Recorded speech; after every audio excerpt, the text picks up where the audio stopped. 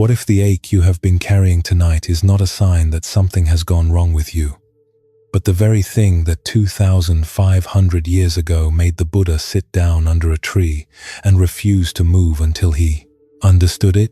Let that question rest somewhere in your chest for a moment. Not as something to solve, just as something to feel. The Four Noble Truths were not spoken to scholars. They were spoken to people who were suffering. Tonight they are spoken to you. You do not need to be a student of Buddhism to receive what is here. You do not need to have meditated before, or believed in anything, or arrived at this hour in any particular state of readiness. You only need to have felt, at some point in your life, maybe today, maybe right now, that the mind was working against you, that something ached and you did not fully know why, that you wanted rest and could not quite reach it. If that is where you are tonight, then this is exactly where you are supposed to be. Before we go further, if you feel like it, leave one word in the comments. Just one word describing what brought you here tonight. No explanation needed. One word is enough. I chose these teachings for a specific reason. There is a moment in the Buddha's biography that I return to often, not the moment of his enlightenment, but the moment just before it. He is sitting. He has tried everything else. He is not serene yet. He is simply determined to understand what suffering is, because he has decided that refusing to understand it is no longer a choice. That willingness to sit with what is difficult rather than escape it, that is where I began building tonight's journey. Over the next few hours, 8 voices will accompany you, from the mountain monasteries of Korea and the bamboo forests of Vietnam, from the high passes of Tibet and the ancient meditation caves of Burma, from the river forests of Sri Lanka and the hermitages of classical China. Each comes from a different century and a different tradition. Each arrived at the Four Noble Truths through a different door. And each discovered the same thing, that the suffering they feared understanding was, in the end, far more navigable than the effort of running from it. These stories are contemplative in nature, not medical or therapeutic advice. Now, let your body tell you where it holds tonight's weight. The shoulders, perhaps, or somewhere behind the eyes, or that low, unnamed tightness that sits in the belly when the mind cannot slow down. You do not need to fix it. Just notice it. That noticing, that small, honest act of turning toward rather than away, is already, in the language of the Buddha, the beginning of the path. Let the breath come naturally. Let the darkness of the room, wherever you are, soften around you. You are not behind. You are not broken. You are exactly the kind of person these teachings were made for. Let us begin.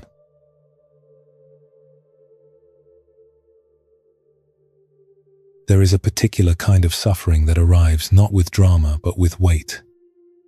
It does not announce itself. It does not come with a clear cause or a sharp edge. It is simply there when you wake, and there when you lie down, and there in the long, middle hours, when the mind circles back on itself and cannot find a resting place. This kind of suffering, the ordinary, unnamed, low-frequency ache of being a person trying to hold a life together, is exactly what the Buddha named first. Before he said anything about the path, before he offered any remedy, he looked at the gathered monks in the deer park at Sarnath and he said, "There is suffering. That is all. Not, there is suffering, and here is how to fix it. Not, there is suffering and it is your fault. just, there is suffering. And in that acknowledgement, something vast and quiet opened. Tonight we begin with a man who understood this teaching not as a philosophy, but as a lived fact, a wandering monk from the rice paddies of northeastern Thailand, who spent 56 years in forests and caves learning what it means to truly see dukkha clearly, and who discovered that the seeing itself was already a kind of freedom. His name was Mun Kain Kale. He was born in 1,870 inches a farming village called Ban Kambong, in Ubon, Ratchathani province, near the wide, slow border where Thailand meets Laos. His family grew rice. His father worked the land from before sunrise to after dark. His mother kept the household and raised their children through the yearly cycle of planting and harvest, flood and drought, the ordinary griefs of ordinary village life. Mun was small as a child, quick-minded, restless in the way that children who think too much often are. He was 7 years old when he first went to stay at the local temple, a common arrangement for village boys in northeastern Thailand, where the monastery served as school and home and first introduction to the shape of the world. He learned to read there. He learned the precepts. He learned to sit still, which took considerably longer than reading. What he could not learn, what no one at the village temple could quite teach him, was why. Why, if the Buddha had offered a path to the end of suffering, did suffering remain so thoroughly present in every face he knew? His father came home from the fields with a weariness that no night of sleep fully resolved. His mother carried sorrows she never named. The older monks at the temple moved through their days with a kind of resigned peace that felt, to the boy, less like liberation and more like exhaustion. He wanted to understand the difference. He was not sure yet that there was one. He left the village at 22 to ordain as a monk. He studied under Ayan Sao, a forest master known for the severity and precision of his practice. And when his formal training was complete, he took to the forests. This was not, in those years, a conventional choice.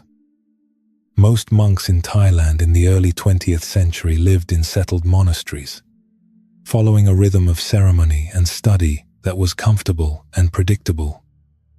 The forest, by contrast, was dangerous, cobra-dense, malarial, removed from all the structures that gave monastic life its texture. To choose it was to choose discomfort as a teacher. Mun chose it without hesitation. He would spend the rest of his life, more than 50 years, moving through the forests and mountains of Thailand, Burma, and Laos. He owned almost nothing. Robes made from rags discarded at cremation grounds. An alms bowl carried each morning into whatever village lay nearest. One meal a day, eaten before noon, after which he would return to the forest and sit. He slept under trees, in caves, in the open clearings where the canopy thinned and the stars came through. He traveled with a small umbrella tent called a glot, which he hung between trees to shelter him from rain. He walked slowly, ate little, slept lightly, and meditated for hours at a time in conditions that would have been intolerable to most. This is not the part of his story most people focus on. What they remember is his later reputation, the vast following of students he eventually gathered, the schools of practice that spread from him across Thailand and eventually to the entire world. But there was a long middle period, less celebrated, in which Mun was simply a young monk in the forest, trying to understand suffering and failing in the way that anyone who is working honestly with the first noble truth will sometimes fail. He had a student named Tongrat who came to him during those years. Tongrat was a young man from a merchant family in Chiang Mai, the second son of a fabric trader who had built a comfortable life, importing silk from the north. The family was prosperous in the way that creates a particular kind of anxiety. Enough security to fear losing it. Enough comfort to feel faintly guilty about the suffering visible in the streets outside the shop. Tongrat had grown up watching his father smile at customers and then go quiet in the evenings. A quietness that the boy could not read and did not know how to ask about. At 19, he had encountered a monk giving a talk at a temple near the market. And something in the talk, not any specific sentence, but a quality of stillness in the speaker. The sense of someone who had genuinely settled somewhere inside themselves had caught him like a hook. He began reading. He began studying at the temple on his days off from the shop. He became, over 3 years, a serious lay student of Buddhist doctrine, methodical, diligent, filling notebooks with careful notes on the Pali terminology, the 12 aspects of the Four Noble Truths, the various commentarial traditions. He arrived at Mun's forest camp one dry season afternoon, having walked for 2 days through the hills to find him. He carried a notebook in which he had written down every question he intended to ask. He had studied the Four Noble Truths for 3 years. He could recite all 12 aspects of them from memory. He had come to discuss their finer points with a teacher whose reputation for insight he had heard spoken of in the city monasteries. What he had not told anyone, not his teacher at the city temple, not his family, not the monks he had consulted over the years of his study, was that none of it had helped. He understood the doctrine. He could discuss it with precision. He could explain to other lay students why the first noble truth was not nihilism, why dukkha was not simply pain, but a fundamental quality of conditioned existence. And yet he went home each evening to the same low hum of restlessness that had always been there, the same vague sense that something was unresolved, and he did not know what it was. The studying had given him a vocabulary for his suffering. It had not, in any way, he could honestly identify, reduced it. Mun was sitting outside his tent when Tongrat arrived, mending a small tear in his outer robe. He did not look up immediately. Tongrat offered his respects, arranged himself on the mat that had been set out for visitors, and opened his notebook. "I have been studying the First Noble Truth for 3 years," he said. "I understand that dukkha means suffering, but also unsatisfactoriness, and also the impermanent nature of conditioned phenomena. I have questions about the relationship between these 3 dimensions." Mun set down the robe. He looked at Tongrat for a long moment. "Are you suffering now?" he asked. Tongrat paused. This was not one of his questions. Yes, I suppose. There is some discomfort from the walk, and I notice a slight anxiety about whether I am asking the right things." "Good," Mun said. "That is all the dukkha you need. You don't need 3 years of study to find it. It is right there." Tongrat looked down at his notebook. "But surely, the conceptual understanding matters. The 3 aspects, dukkha as pain, dukkha as impermanence, dukkha as conditioned existence, they matter," Mun said quietly. "But not first. First, you must be willing to simply feel what is here. Not to name it. Not to categorize it. To feel it. The mind that rushes to name suffering before it has felt suffering is avoiding the first noble truth while appearing to study it. There was a long silence. Somewhere in the trees above them, something shifted, a bird landing, or a branch settling. When I came to the forest, Mun said, after a while, I thought I was coming to end suffering. I had the same idea you have, that if I studied the truths carefully enough, practiced rigorously enough, I would arrive somewhere on the other side of it. The forest would not allow me that fantasy. Suffering in the forest is very present. There is no comfort to distract from it. And so after some time, I stopped trying to be on the other side of it, and I started trying to understand what it actually was. He picked up the robe again and continued his mending. The Buddha did not say, suffering is a problem to be solved. He said, suffering is to be understood. Do you feel the difference? Tongrat sat with this. The afternoon light was moving through the bamboo at the edge of the clearing, making thin gold lines across the ground. He noticed, for the first time since his arrival, that his feet hurt from the walk. He had been aware of this distantly, the way one is aware of something that has been mentally filed away as unimportant.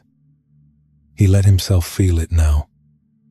The dull ache in the arches, the small blisters from the last hour of the path. It was, he realized, a very ordinary kind of pain. Nothing remarkable about it. And yet he had spent 2 days trying not to feel it, walking faster, thinking about his questions, planning his conversation with the teacher, as though feeling it would be some kind of defeat. I think, he said slowly, that I have been trying to understand suffering without being willing to be with it. Mun looked up. Something in his face shifted, just slightly. Now you have begun, he said. Tongrat stayed for 3 months. He filled only 2 pages of his notebook, not with doctrine, but with small observations. The feel of the forest floor in the early morning, cold and damp under bare feet. The sound of the alms round through a distant village. The bells and dogs and children. The particular quality of discomfort that arose in the body after 2 hours of sitting, which was not unbearable and not comfortable, just undeniably present. The way the mind, when it stopped arguing with discomfort, became strangely spacious. There were mornings in the forest when Tongrat woke before the light and could not locate, for a few moments, any of the thoughts that usually arrived with consciousness. The merchant family, the notebook full of questions, the sense of something unresolved. For a breath or two he was simply a body in the dark, aware of the cold air moving across his skin, aware of the sound of the forest, a nightbird, the creak of bamboo, something small moving through the leaf litter nearby. Then the thoughts would return, sliding back in like water, finding its level. But the gap where they had been absent would remain in him for the rest of the day. Quiet evidence that there was more to his experience than the machinery of his own worry.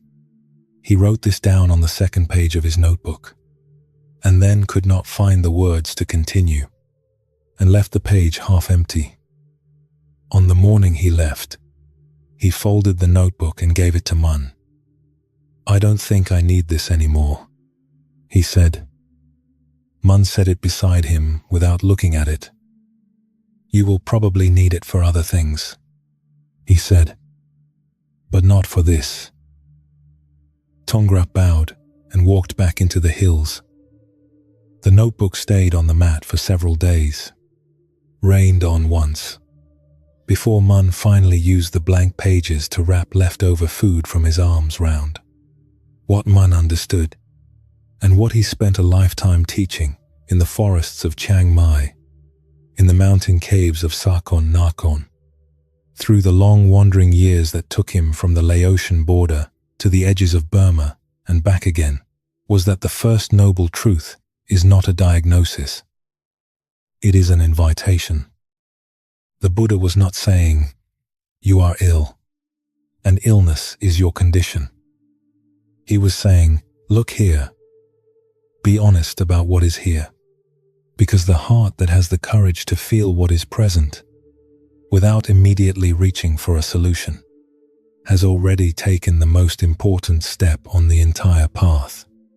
This is harder than it sounds. The anxious mind resists it.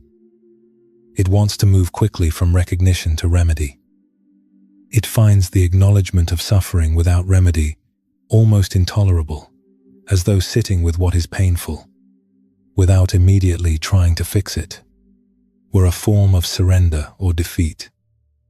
We live in a culture that treats acknowledgement as the very first step toward action, as if feeling something fully and without agenda were a waste of time.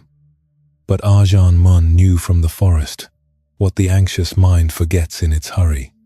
The suffering that is honestly seen is already diminished, not because seeing makes it disappear, but because when the mind stops spending its energy on resistance, on the effort of not feeling, on the labor of keeping difficult things at arm's length, something underneath the resistance becomes available. A kind of quiet that was always there, waiting beneath the struggle. Think of a night when you could not sleep because your mind kept returning to something difficult. The returning itself, that circling, is the mind's attempt to solve what it has not yet been willing to feel. We rehearse conversations. We plan responses. We turn the difficult thing over and over, looking for the angle that will make it manageable. And the more we turn it, the more awake we remain. What would happen if, for just one moment, we stop turning it? If we let the difficult thing simply be present, not fixed, not understood, just acknowledged, the way a doctor acknowledges a wound before deciding how to treat it. That is the first noble truth in practice. Not as an idea, not as a category in a system, as a living moment of honesty. This is here. I do not have to be somewhere else. I do not have to be free of this in order to rest. Mun spent 56 years in the forest. He slept under trees in the monsoon. He carried everything he owned on his back. By every conventional measure, his life was one of extraordinary difficulty. And yet those who encountered him in his later years described something in him that was almost impossible to name, a quality of presence, a sense that he was completely at home, not just in the forest, but in the full reality of existence, with nothing hidden and nothing managed. He had, somewhere in those years of wandering, made peace with the fact of suffering, not by eliminating it, but by being willing to be with it honestly, so many times that it no longer had the power to drive him from himself. That is what the first noble truth offers. Not comfort at first, but honesty. And honesty, over time, is the most restful thing there is. The anxious heart tonight, the one that carried you here, does not need to be cured before it can soften. It only needs to be met. Tonight, whatever has brought you here, whatever weight arrived with you when you lay down, you do not have to fix it. You do not have to understand it completely. You only have to be willing to feel that it is here.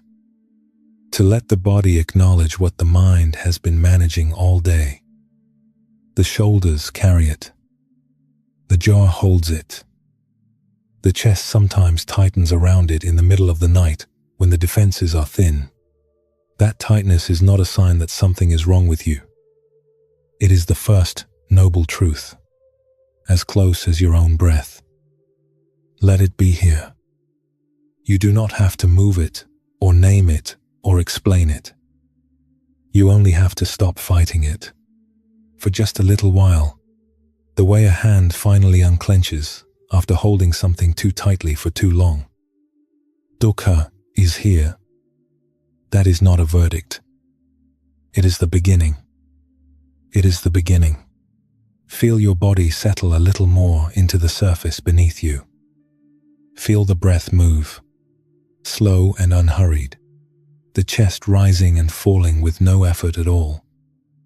The suffering you carry tonight does not need to be resolved before you can rest. It only needs to be acknowledged, honestly, gently, without judgment. There is suffering, and the fact that you can feel it and still be here, breathing quietly in the dark, is already a kind of courage the forest monks would recognize. Let that recognition settle somewhere below the thinking mind, somewhere in the body that knows how to hold things gently.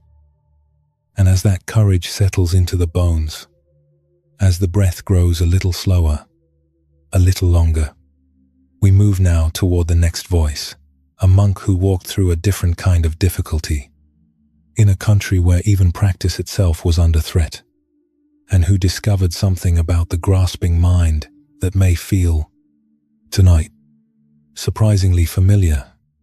If you drift off between now and then, that is exactly right. Rest is welcome here. You do not need to stay awake to receive what is coming.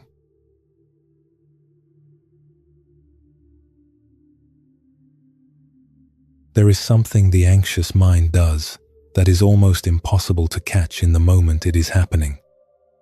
It reaches, not physically, the body may be still, the room quiet, the night dark around you, but something inside is constantly extending itself forward, searching, grasping at the next thought before the current one has fully passed, tightening around what it wants, and bracing against what it fears. This reaching is so continuous, so constant, so much the background hum of ordinary mental life, that most of us do not notice it as reaching at all. We notice only its consequences, the restlessness that will not settle, the wakefulness that persists past the body's exhaustion, the sense of something unnamed that is always slightly out of reach. The Buddha called this tanha. It is usually translated as craving or thirst, the thirsting of the mind after experience, after certainty, after relief, after anything that might settle the low-grade disquiet that runs beneath the surface of the day.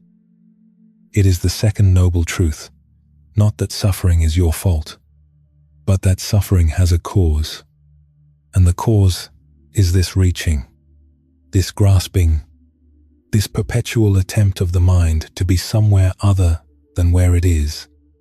A Korean master who lived through one of the most difficult centuries his tradition had ever known understood this teaching with a particular kind of intimacy. He understood it, not as doctrine, but as something he had watched operate in himself and in every student who ever came to sit at his feet in the mountain hermitages where he lived. His name was Hugh Jong. He is remembered in Korea as Seon Daisa, the great master of the Western Mountain, and he lived from 1520 to 1604. 84 years that spanned a dynasty's suppression of everything he held sacred, and a war that would nearly tear his country apart. He understood the grasping mind because he had watched what it does when the thing it grasps for is taken away.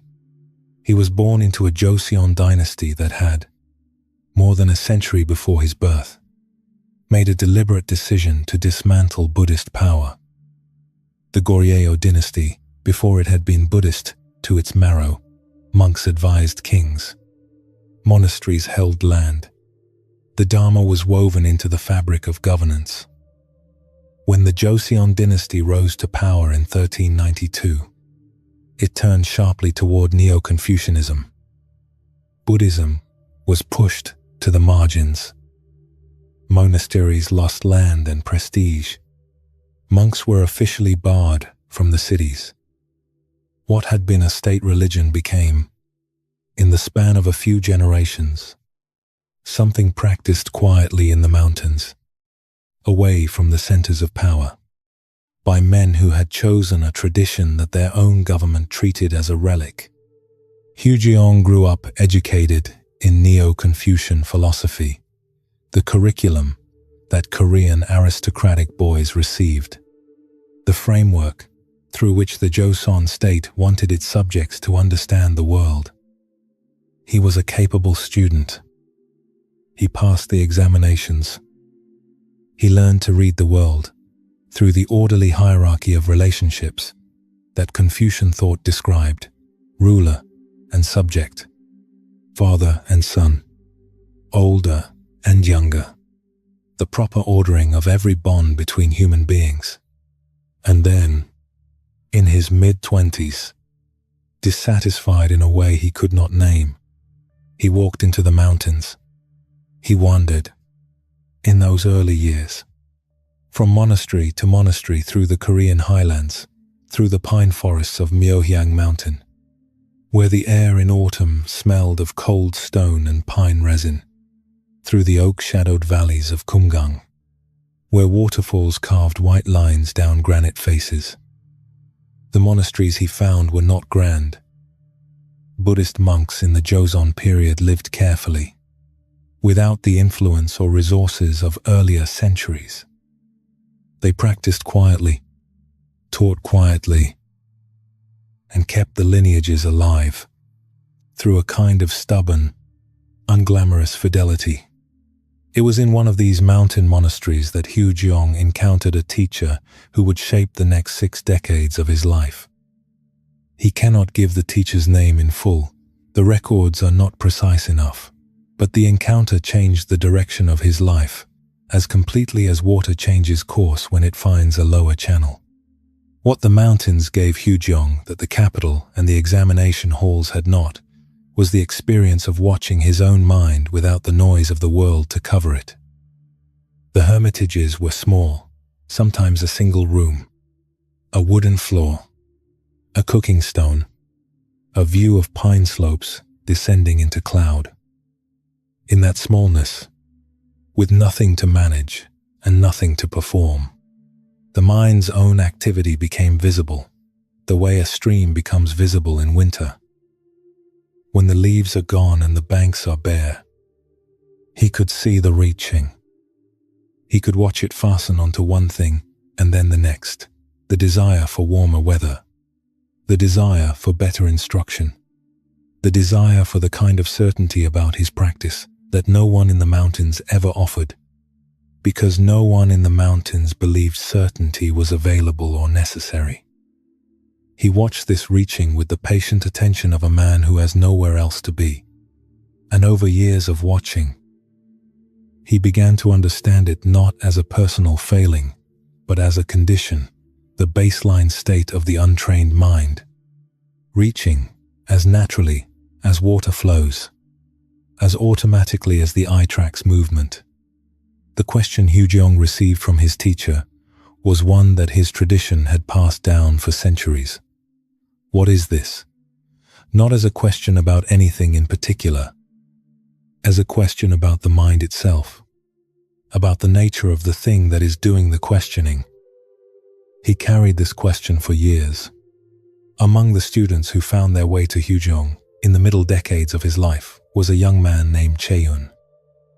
He came from a family of minor court officials in Hanyang, the capital city, the place from which Buddhist monks were officially banned, a city built on the careful architecture of Confucian hierarchy.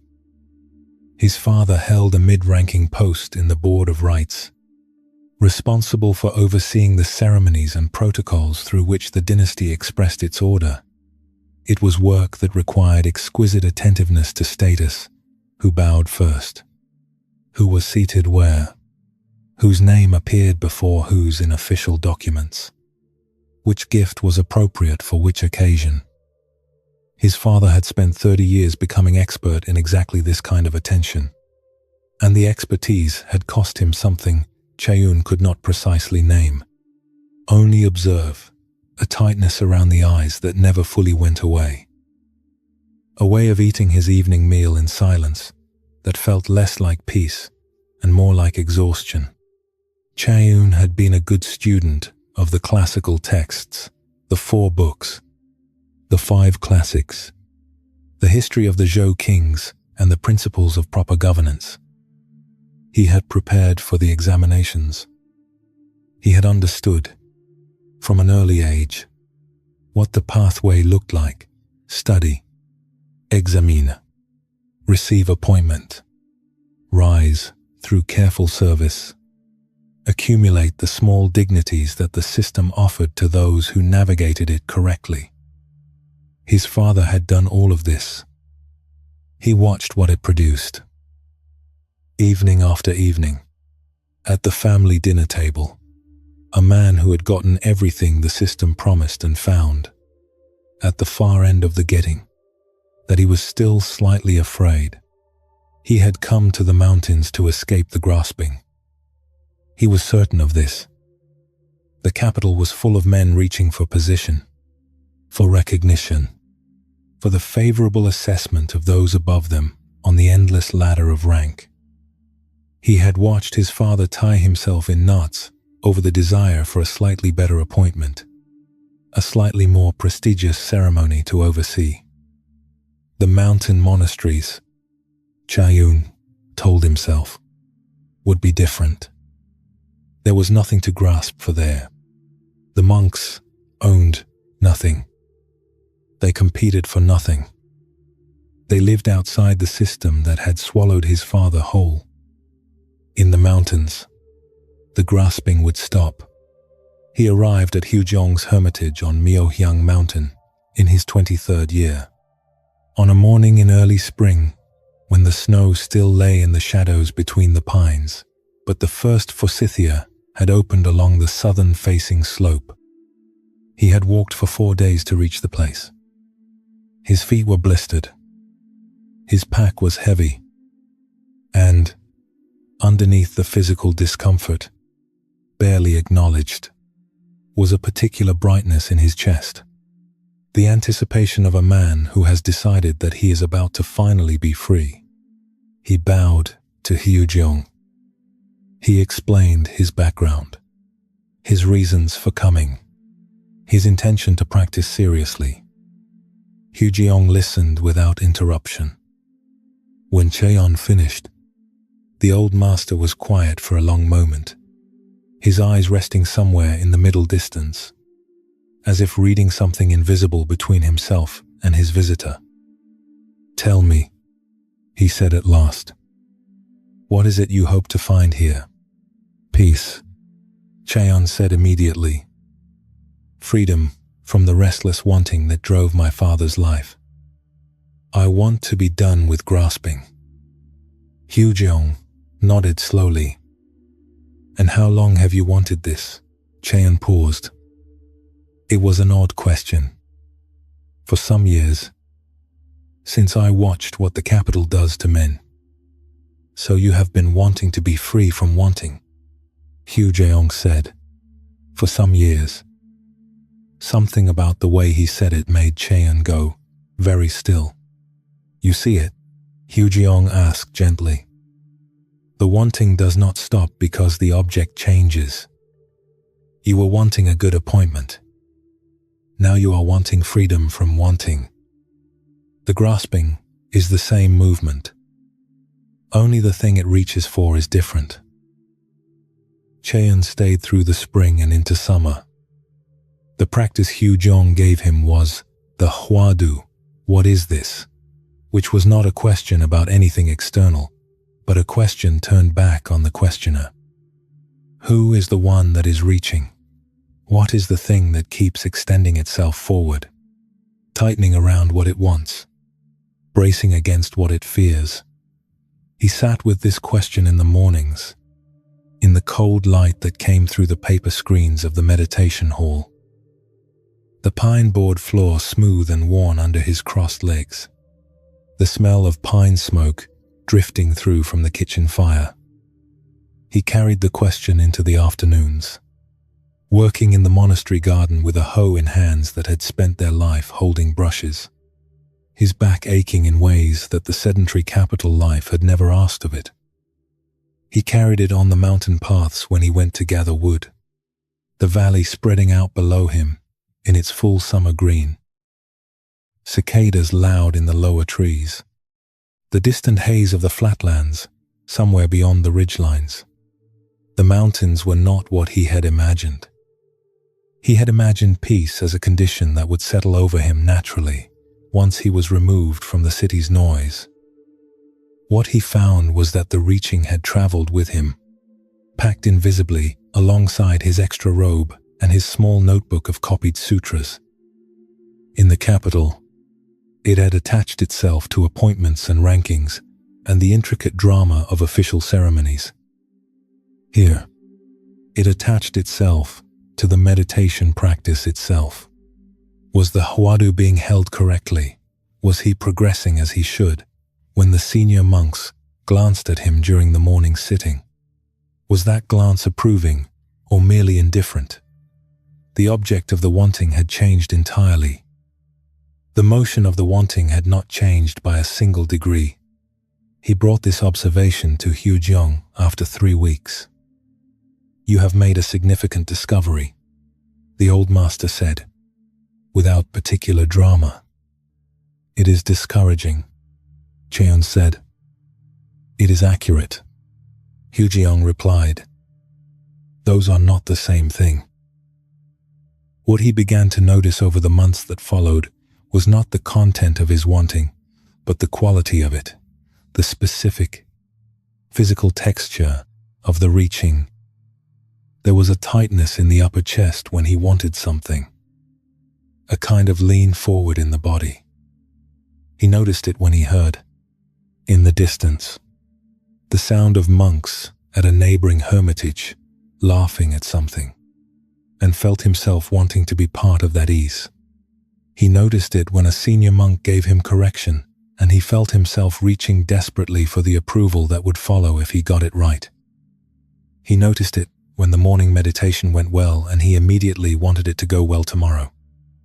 He noticed, with a kind of vertigo, that the wanting was nearly continuous, that what changed was only its object.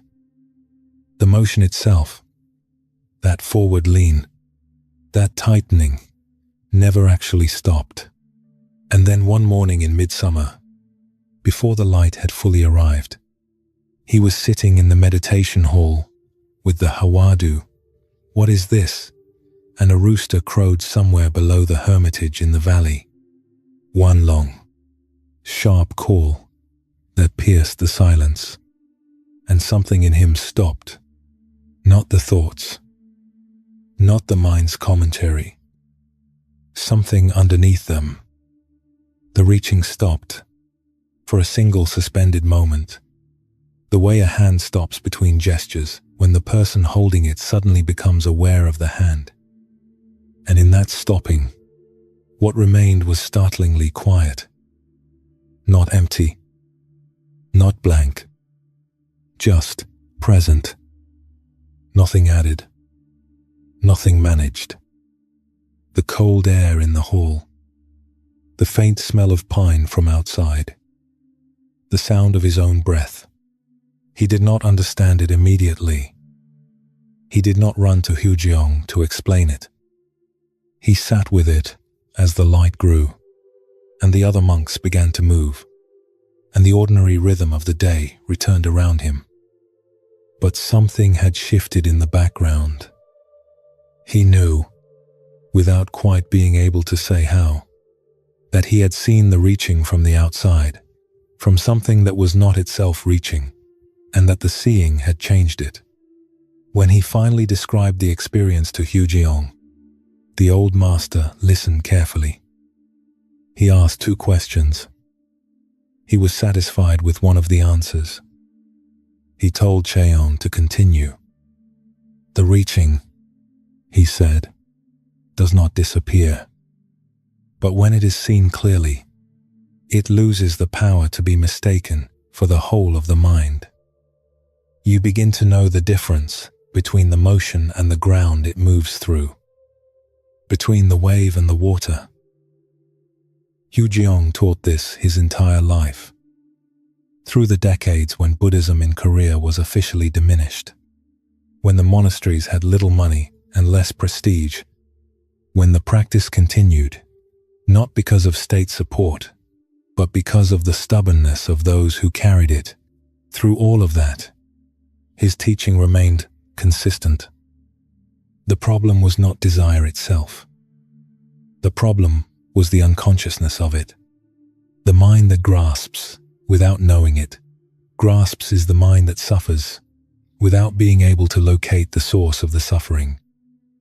The mind that can see its own reaching, that can catch the motion as motion, the tightening as tightening, has already found something it cannot lose. What Seon discovered under that mountain roof, what the rooster's crow briefly revealed, is what Hugyeong spent his life pointing toward. It is what the second noble truth, heard carefully, actually offers. The teaching is not, craving is your enemy. Destroy it. The teaching is, craving is a motion, and you are not only the motion. There is something in you that can see the reaching as reaching, something that was never itself reaching. That something, that quiet ground beneath the habit, is what every tradition has tried to name, and what every name has failed to fully hold. Hugyeong called it the mind's original nature, the face before the grasping began. Not something to be achieved, something to be recognized, like remembering a room you lived in, before you learned that rooms required furniture. The grasping mind believes it is helping. It reaches for sleep because it genuinely wants you to rest. It circles the difficult thought because it genuinely wants to protect you. It braces against tomorrow because it genuinely fears what might come. The intention is not wrong, but the motion, sustained without rest, sustained until it becomes the only mode the mind knows. That is where suffering finds its footing. Not in the wanting itself, but in the forgetting that wanting is something the mind does, rather than something the mind is. Let the breath soften that lean. Let the exhale carry the shoulders back to where they belong. The reaching is not you. It is something you have been doing. And for this moment, right now, it is enough to simply feel it as the thing it is, not the whole of the mind, not the truth of you, just a wave passing through water that is deeper and quieter than any wave. The water is still here. It has always been here, beneath the reaching, beneath the grasping, beneath the long habit of wanting the next thing, and then the next. Something in you already knows how to be still. It was still before you lay down tonight. It was still even as the day pushed at you and the mind ran its familiar loops. It is still now. Let that stillness be tonight's resting place. Feel the weight of the body against the surface beneath you. Feel the hands uncurling, if they have been holding. Feel the jaw releasing, if it has been set. These are the small signs of the reaching loosening its grip, not because you forced it, but because you saw it clearly, just for a moment, as a thing the mind does, rather than the thing the mind is. If sleep comes, welcome it. If thoughts come, let them pass like the sound of that rooster in the valley below the mountain, arising, present, for a moment, then gone, leaving the silence exactly as it was before.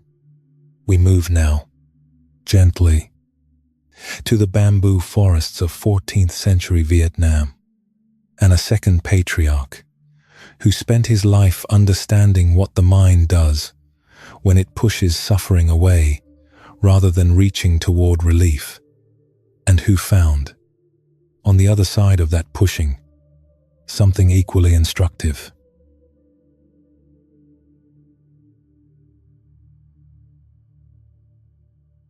There is a second way the mind grasps that is subtler than craving and more difficult to catch because it wears the disguise of wisdom. When we crave something, we at least know we want it. We can feel the reaching, the lean, the tightening, the way the last module described. But aversion is craving turned inside out. Instead of reaching toward what it wants, the mind pushes away what it fears. Instead of the lean forward, there is a brace, a flinching, a holding of the self slightly away from what is present. And because pushing away difficulty feels like good sense, like protecting ourselves, like being careful, like refusing to indulge what is painful, the mind rarely recognizes it as grasping at all. The Buddha named this devesha, aversion. It is the second form of tanha, the second arm of the grasping mind. And in the tradition of Vietnamese Thien, in the bamboo forests and mountain hermitages of the Tran dynasty, there was a patriarch who understood this particular teaching with the close attention of someone who had watched it operate not just in his students, but in the lived reality of his own brief and extraordinarily full life. His name at birth was Dong Kien Kwong. He was born in 1284 inches Kula village, a small settlement in the northern lowlands of what is now Hai Duong province, in a family that had long held to the Buddhist faith. His mother had given birth to 8 daughters before him, and the story that his tradition preserved, that she tried 4 times to end the pregnancy that carried him, and could not, says something about the kind of existence he came into already before his first breath. A life that had persisted against resistance. He was a serious child. He did not speak unnecessarily. He did not eat meat, even as a young boy, without being instructed to abstain. In a village household in the Tran dynasty, where the kitchen was the center of daily life and the smell of fish, sauce, and fresh herbs rose from the clay pots morning and evening. This was not a small thing. It was the kind of refusal that marks a child who is already, instinctively, looking in a different direction than the world around him. He was 21 years old when the first patriarch of the Truc school passed through his region. The emperor, Tran Nan Tong, had abdicated his throne years earlier and gone to Yentu Mountain to practice as a monk, an act so extraordinary that it had become one of the defining stories of the Tran dynasty. A king who had held the greatest power in the kingdom and chosen instead the bamboo forest and the meditation cushion. He had unified the fractured Buddhist sects of the kingdom, established the Truc lineage as something distinctly Vietnamese. And now, in his final years, he traveled through the northern provinces, teaching whatever community he came to, giving what he had gathered. When his retinue reached the county where Dong Kien Kwong lived, the young man came forward from the small crowd that had gathered and asked to be ordained. He did not give reasons. He did not explain his years of quiet practice, or his childhood abstinence from meat, or the particular quality of waiting that had characterized his entire adolescence. He simply presented himself and asked. Tran Nan Tong looked at him for a long moment. Then he said, "This one has a clear eye. He will make the Dharma flourish." He took the name Phap Loa, Dharma Conch, the sound that carries across water and mountain alike, that can be heard from a distance in any direction. He was taken first to Long Dong Temple, where he was formally ordained. and then sent to study with an elder master at Qing Quan. After several years, he went to Yentu Mountain itself, to the hermitages and small temples that Tran Nan Tong had established in the high bamboo. The mountain was steep, its slopes covered in ancient pine and bamboo, the air at altitude thin and cold in winter, the mist arriving most mornings before the light and staying until mid-morning, so that the hermitages and small temples seemed to float in white space, unmoored from the valley below. He practiced there through his 20s, under conditions that were not easy. The mountain was remote, the resources simple, the teaching direct and unadorned. What Phap Loa encountered in those years of practice was something that surprised him in its ordinariness. He had expected the difficulties of the spiritual life to be exotic, the famous obstacles of the great masters, visions, tempests of doubt, the terrifying dissolution of the ego described in the classical texts. What he found instead was a single, quiet, continuous habit that ran through every hour of practice and every hour of ordinary life without distinction. The mind's refusal of what was present, not the craving for something else. He had expected that and was watchful for it, but the pushing away, the subtle, constant bracing against experience, cold mornings. He noticed that the mind did not simply register cold. It registered cold and immediately added a layer of commentary. Not this, not yet. Not now. The body tightened. The breath shortened. A kind of inner arm extended itself against the sensation, as if distance from the cold could be manufactured inside the mind, even when the body had nowhere else to be. Difficult conversations with brother monks. The same motion, a slight drawing back, a quality of already not being there. The mind departing the uncomfortable moment, half a breath before the moment arrived. The teaching sessions he was required to give as he grew in seniority, standing before students who watched him with the particular intensity of people who want to be changed and are not sure they trust you to change them. The aversion there was subtle, a wish, barely conscious, that the session would end without him being seen too clearly, without anyone asking the question he did not yet know how to answer. This was the pattern he named for a young student named Min Hoa, who came to him at Phap Loa's teaching seat at Vin Niem Temple sometime in the 13th year of the 14th century. Min Hoa was the son of a merchant family from the Delta region, a young man who had grown up in a household where difficulty was managed, where problems were solved by purchasing solutions, where the family's relative prosperity had created a habitual assumption that discomfort was temporary and could be addressed. He had come to the temple, he explained to Phap Loa, because life had stopped cooperating with this assumption. His father's business had suffered a series of losses. A brother had died young. A marriage he had expected had not materialized. The suffering, he said, with the slightly baffled tone of someone reporting an injustice, had been arriving without pause for 2 years, and none of his attempts to address it had held. Phap Loa listened to him without interrupting. When Min Hoa finished, the patriarch was quiet for a moment, his eyes on the courtyard, outside the teaching hall, where a stand of bamboo moved in the late afternoon wind, its hollow stalks making a sound like slow breathing. When the suffering arrived, Phap Loa said, "What did you do?" Min Hoa looked surprised. "I tried to resolve it. When the business suffered, I worked to recover it. When my brother died, I organized the ceremonies and the mourning properly. When the marriage did not happen, He paused. I tried not to think about it.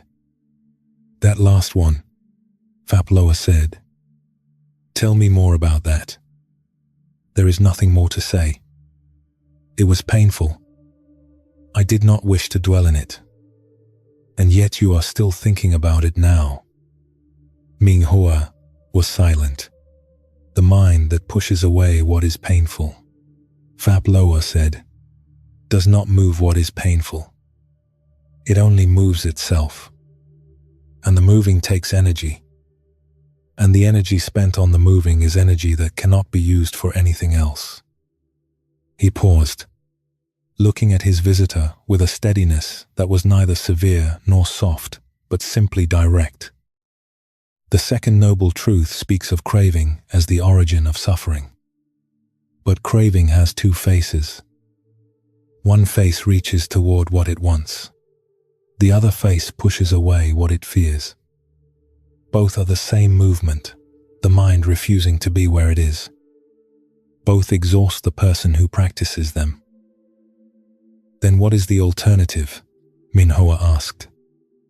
Am I to sit inside the grief and not try to move it? You are to feel it as it actually is, Faploa said. Not to invite more of it. Not to perform suffering to honor your brother's memory. Simply to feel what is here, without the pushing, so that the energy you have been spending on the pushing becomes available again. He picked up a small stone that sat on the edge of the teaching table. Smooth river granite, grey-white, the kind of stone found everywhere on the lower slopes of Yentu Mountain. He held it toward Min Hoa. Hold this, he said. Ming Hoa took it.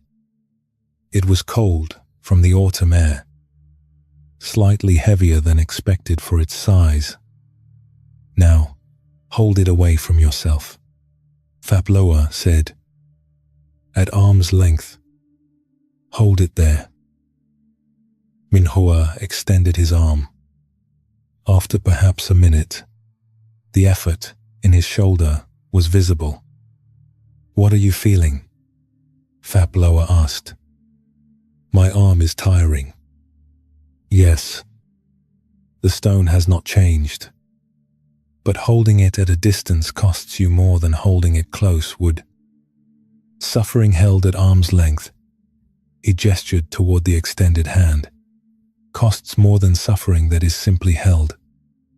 Min Hoa brought the stone back to his palm. The relief in his shoulder was immediate and obvious. The stone is still there, he said slowly. It is, Faploa agreed. But now you are not spending yourself on the distance. Min Hoa stayed at Vietnam temple through the winter. He did not become a monk. His life in the Delta was waiting for him. The unresolved accounts of his father's business. The household that needed managing. But he stayed long enough to practice what Faploa had named, the simple, daily work of noticing the pushing. Not the craving for better circumstances, but the bracing against what was present. The way the mind, 12 times a day, flinched from something it did not like and spent itself on the flinch. He left in early spring, when the bamboo on the lower slopes had put out its new growth, the fresh green shoots bright against the older, darker canes. Faploa saw him to the gate of the temple. When the suffering comes, Min Hoa said, I will try to hold it close rather than at arm's length. Faploa shook his head gently. Not close. Not at a distance.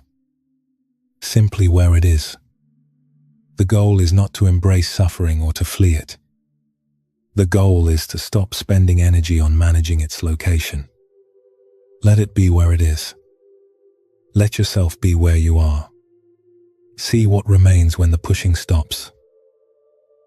Faploa would teach for another 15 years in the wake of conversations like this one, moving between Yentu Mountain and the lowland temples, ordaining monks and nuns, overseeing the carving of the Vietnamese Buddhist canon, a project of extraordinary ambition for a small tradition in a small kingdom. The attempt to preserve in stone what the mind carries impermanently. He died in early spring of 1330, 46 years old, which is young by any reckoning, and especially young for a patriarch whose work had barely begun its spread. On his last morning he wrote a verse, and set down his brush, and died calmly.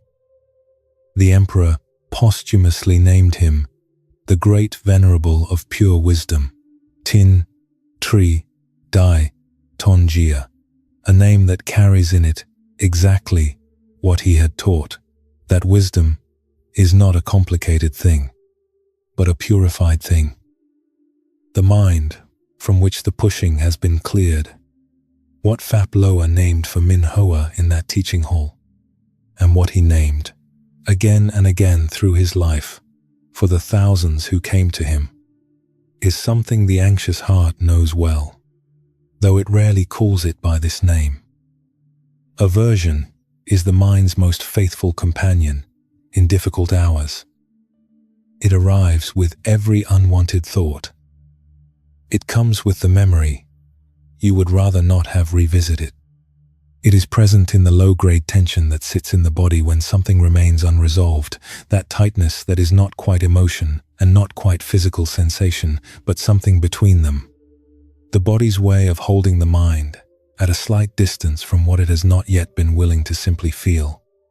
And the holding costs. It costs in sleep. It costs in the quality of presence available during the day. It costs in the steady expenditure of energy that goes toward maintaining the distance, keeping the difficult thing at arm's length, hour after hour, night after night. The stone does not become lighter because the arm is extended. The grief does not diminish because the mind looks away from it. What diminishes is only the person doing the looking away, slowly, invisibly, in the way that any sustained effort diminishes the one who sustains it. This is what makes aversion so much more costly than it appears. It feels, from the inside, like protection. It feels like the reasonable refusal of a reasonable person who has decided that some things are not worth dwelling on. But the dwelling happens anyway. Underneath the refusal, the difficult thing persisting in the body's tension, in the wakefulness at 3 in the morning, in the low-grade unease that has no identifiable source because its source has been declared off-limits. The pushing does not remove what it pushes against. It only prevents the meeting that might actually change something. Phap Loa's stone was not a trick. It was a demonstration of what the body already knows and the mind is slow to learn. That proximity costs less than distance. That holding something close, simply feeling it, simply letting it be present without the energy expenditure of the extended arm is, in the end, less exhausting than the constant maintenance of the gap. Tonight, as you lie here, feel for the bracing. Not the reaching of the last module, the forward lean of craving. This is its opposite, the slight drawing back. Is there something in the mind you have been holding away from yourself? A feeling, a memory, a fact about your life that the mind approaches and then retreats from, approaches and retreats from, like a hand testing the temperature of water it has decided is too cold. You do not have to go toward it. You do not have to examine it or resolve it tonight. You only have to notice the pushing, to feel it as the energy expenditure it is. The way Min Hoa felt his arm tiring. And then, for just this moment, let the arm come in. Not to clutch. Not to hold the stone tighter. Only to stop extending against it. Let the difficult thing be where it is. Let yourself be where you are. Feel the surface beneath you, solid and undemanding. Feel the breath arriving without effort, leaving without cost. The room is quiet. The night is here. The pushing can rest. The bracing can soften. Not because the difficulty has resolved, but because the energy you have been spending on the distance is needed for something else now. It is needed for sleep. Feel the jaw. Feel the hands. Feel the places where the body has been holding itself slightly away from rest. Let those places soften, un by un, the way the bamboo on Yentu Mountain settles when the wind finally passes and the stalks return to their natural lean. Nothing is being lost by resting. Nothing is being abandoned by letting the mind lie down. If you drift off here, that is exactly where this teaching wanted to bring you. And when we continue, we will travel to the high passes of Tibet. And a student of Milarepa who discovered something that the anxious heart perhaps most needs to hear, that the cessation of suffering is not a distant country.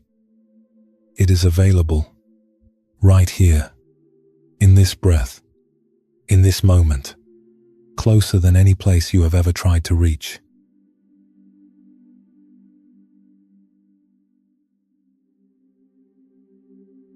There is a particular cruelty in how the anxious mind imagines peace. It places it somewhere ahead. It makes of cessation a destination, a state to be earned, a shore to be reached after a long and difficult crossing. And because the mind is already tired, already carrying the weight of the first two truths, the acknowledgement of suffering, the recognition of the grasping and the pushing away that feed it, the prospect of a further journey feels almost unbearable. If peace is out there, somewhere on the far side of more effort, more practice, more years of sitting and watching and slowly undoing the habits of a lifetime, then what is available right now, tonight, in this body and this breath, is nothing, only the waiting. But the third noble truth says something different. It says Nirodha, cessation, and the teachers who understood it most clearly were careful about how they named the direction in which it lay. Not forward, not upward, not at the end of a long road, closer than that, already present. Not a country to travel to, but a quality of awareness that has been here all along, underneath the grasping and the pushing, waiting to be recognized, the way a sky waits to be seen once the clouds thin. A Tibetan physician born in the year 1079 understood this teaching through the specific door of grief, through the loss so complete that everything he had been building his happiness upon was suddenly, irrevocably gone. And what remained in the aftermath was something he had not expected, not emptiness, but a strange, terrible clarity. His name was Sonam Rinchen. He is known to the world as Gampopa, the name taken from Mount Gampo, where he would eventually build his monastery and train the students who would carry the Kagyu lineage forward for 1,000 years. He was raised in the Dakpo district of central Tibet, in a valley where the mountains rose steep and snow held on all sides, and the summers were short and intensely green. His family had resources enough to educate him in medicine, a rigorous training in the Tibetan system that required years of apprenticeship alongside classical study, learning to read the body's pulses, to identify medicinal plants by texture and smell, to understand the relationship between the elements within and the conditions without. He was good at it. He had the kind of mind that holds complexity without losing its thread, the same quality that would later make him the great systematizer of the Kagyu tradition, the one who gathered the wild and scattered teachings of the wandering yogis and gave them a form that monasteries and universities could hold. He married. He had children. The records vary between 1 and 2. The biographical tradition not precise on this detail. He practiced his medicine in the valley communities, moving between households in the way of Tibetan physicians, carrying his kit of instruments and dried herbs, learning the particular vocabulary of each family's constitution. He was 26 years old when the epidemic came. It swept through the Drukpa Valley with the speed that disease finds in mountain communities, the passes closed by snow, the villages already isolated, the cold that was supposed to protect becoming, instead, the condition that made flight impossible. He was a physician. He knew what to look for, knew the progression of the fever, knew which preparations from his kit might slow what was happening. He tried everything he knew. His wife died. His children died, within a period that the biographies describe only as brief, a season, perhaps less. Everything he had assembled of a life was gone. The particular cruelty of a physician's loss is this: he had spent his adult life understanding the body's language. He could read a pulse and know, with reasonable accuracy, what was coming. He could not stop what was coming. The knowledge that had given him standing in his community, that had made him useful, that had been the foundation of his sense of competence in the world, it had not been enough. The gap between knowing and preventing, between understanding and protecting, had opened suddenly into a chasm he could not cross. He sat in the household after the deaths with that knowledge. He did not know, yet, what it would become. What happened to him in the aftermath is what makes his story a teaching rather than simply a tragedy. He did not collapse into despair permanently, though he passed through it. He did not harden into numbness, though perhaps there were weeks of that too. What happened in the weeks and months after the losses was something more unexpected, a kind of stripping away that left him able to see, with a clarity he had never possessed before, the nature of what he had been depending on, not in an abstract, philosophical sense, in the immediate, a visceral sense of a man who reaches for a wall in the dark and finds that the wall is no longer there. He had been happy, genuinely happy, in the ordinary way, the warmth of the household, the children's voices, the satisfying work of healing, the slow accumulation of a life that made sense. And all of it had depended on conditions that he had not, until they were gone, understood as conditions. He had taken them for the ground itself. They were not the ground. This recognition did not arrive as a comfortable teaching. It arrived as the ground opening. But in the opening, something else became visible. If his happiness had never been as solid as he thought, then perhaps his suffering was not as solid as it felt. If conditions could remove what he had taken for permanent, they could also, in principle, reveal what had always been there underneath the conditions. Something that the epidemic could not reach, something that was not assembled from the pieces of a life, and therefore could not be disassembled by their loss. He ordained as a monk at 26, not as escape, the tradition emphasizes, but as the only honest response to what he now understood. The world was not reliable in the way he had assumed. The things he had loved were not permanent in the way he had felt them to be. The ground was not solid. This was not a philosophical position. It was lived knowledge, arrived at through a specific door that no amount of study would have opened from the outside. He began studying the Kadampa teachings with a rigor that those who knew him from his medical practice recognized as characteristic. He was thorough, precise, comprehensive. He mastered the scholarly curriculum. He meditated with discipline.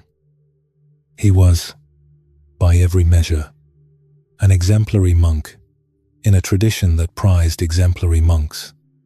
And something was still missing. He knew it was missing in the way that a physician knows when a treatment addresses a symptom but not the source. The teachings he was receiving were correct. They pointed in the right direction. But they pointed outward, toward a practice, a path, a gradual cultivation of states that would eventually result in something the texts called liberation. The liberation was always described in the future tense.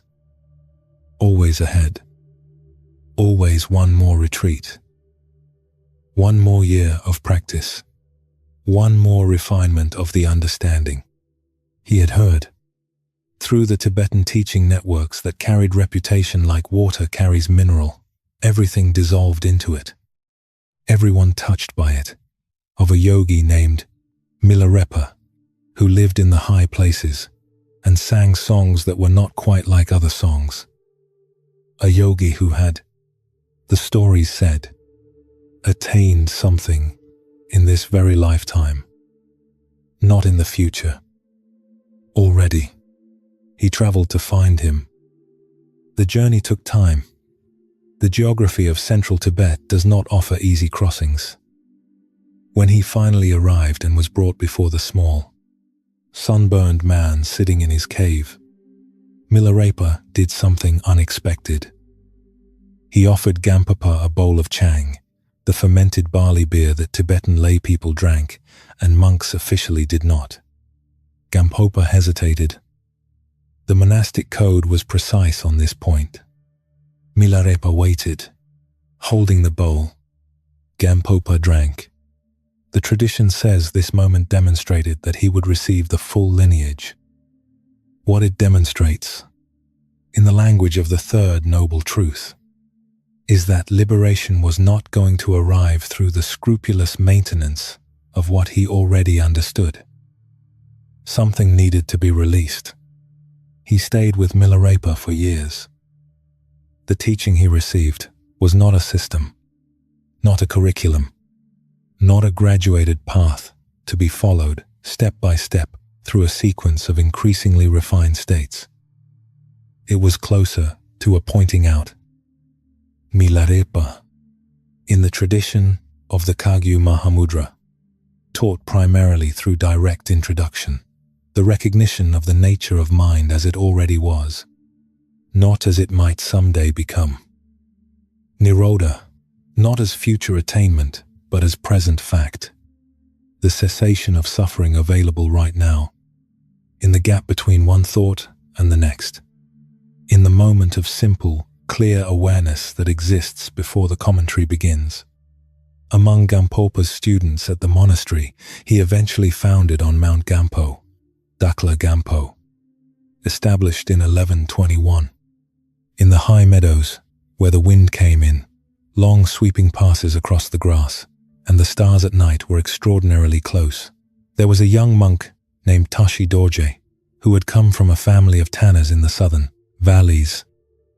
He had grown up doing work that the Buddhist hierarchies of the time placed near the bottom of what was considered clean, handling hides, managing the smells and textures of the tannery, growing up with hands that were permanently stained from the bark water baths his family used to cure the leather. He had arrived at Dakla Gampo carrying not just the ambition to practice but the accumulated self-assessment of a life spent being reminded that he came from the wrong kind of work. He meditated with intensity. He followed the schedule exactly. He asked questions only when he had first exhausted the available texts. He was, in the language Gampopa's monastery used for such students, a sincere practitioner. He was also, without quite knowing it, practicing toward liberation rather than recognizing it. The retreat he undertook in his third winter at Dakla Gampo was 6 weeks in a small stone room on the north side of the monastery. where the sun reached only for an hour or two in the early afternoon, and the rest of the day was lit by the pale light that reflected off the snowfields above. He sat through the mornings in the particular cold that stone holds, even when the air outside has warmed, the cold that comes up through the sitting mat and settles in the feet, that the breath does not fully reach. He sat through the afternoons when the brief light came through the single small window and made a square on the floor that moved slowly across the stone as the hours passed. He sat through the evenings when the wind came down from the high passes and the monastery bells were carried in it from a great distance, thin and clear. He was practicing correctly. His posture was stable. His attention was consistent. He could sustain awareness of the breath through long periods without the mind departing into narrative. He had the technical competence that years of sincere effort produce, and each morning when he settled into his seat, there was a quality of something that felt like anticipation, the mind quietly straining towards something it expected practice would eventually deliver. Not quite greed, not quite ambition, but a forward lean, subtle and persistent. That was itself the reaching Module 2 had named, wearing the clothes of spiritual aspiration. One winter morning he came to Gampopa after those weeks of retreat with a report of his practice, the states he had reached, the obstacles he had encountered, the gradual sense that progress was being made, the equally persistent sense that what he was progressing toward remained unreachably distant. Gampopa listened to the whole account without interrupting. Then he was quiet for a moment, looking out through the window of the teaching room at the white expanse of the plateau, the sky, the deep Tibetan blue that appears only at altitude, nearly violet at the edges. "You have been practicing well," he said. Tashi Dorje bowed, waiting, "and you are still looking for liberation in the wrong direction." Tashi Dorje looked up. "I do not understand." "You are looking forward," Gampopa said. "What you are looking for is not forward." He paused. "When you sit in the morning, before the first thought of the day arrives, what is there?" Tashi Dorje considered this carefully. "Awareness," he said, after a moment. "Just awareness, before anything else. And in that awareness, before the first thought, is there suffering?" A longer pause. Something shifted in the monk's expression. "No," he said slowly. "There is not. It was not removed by your practice," Gampopa said.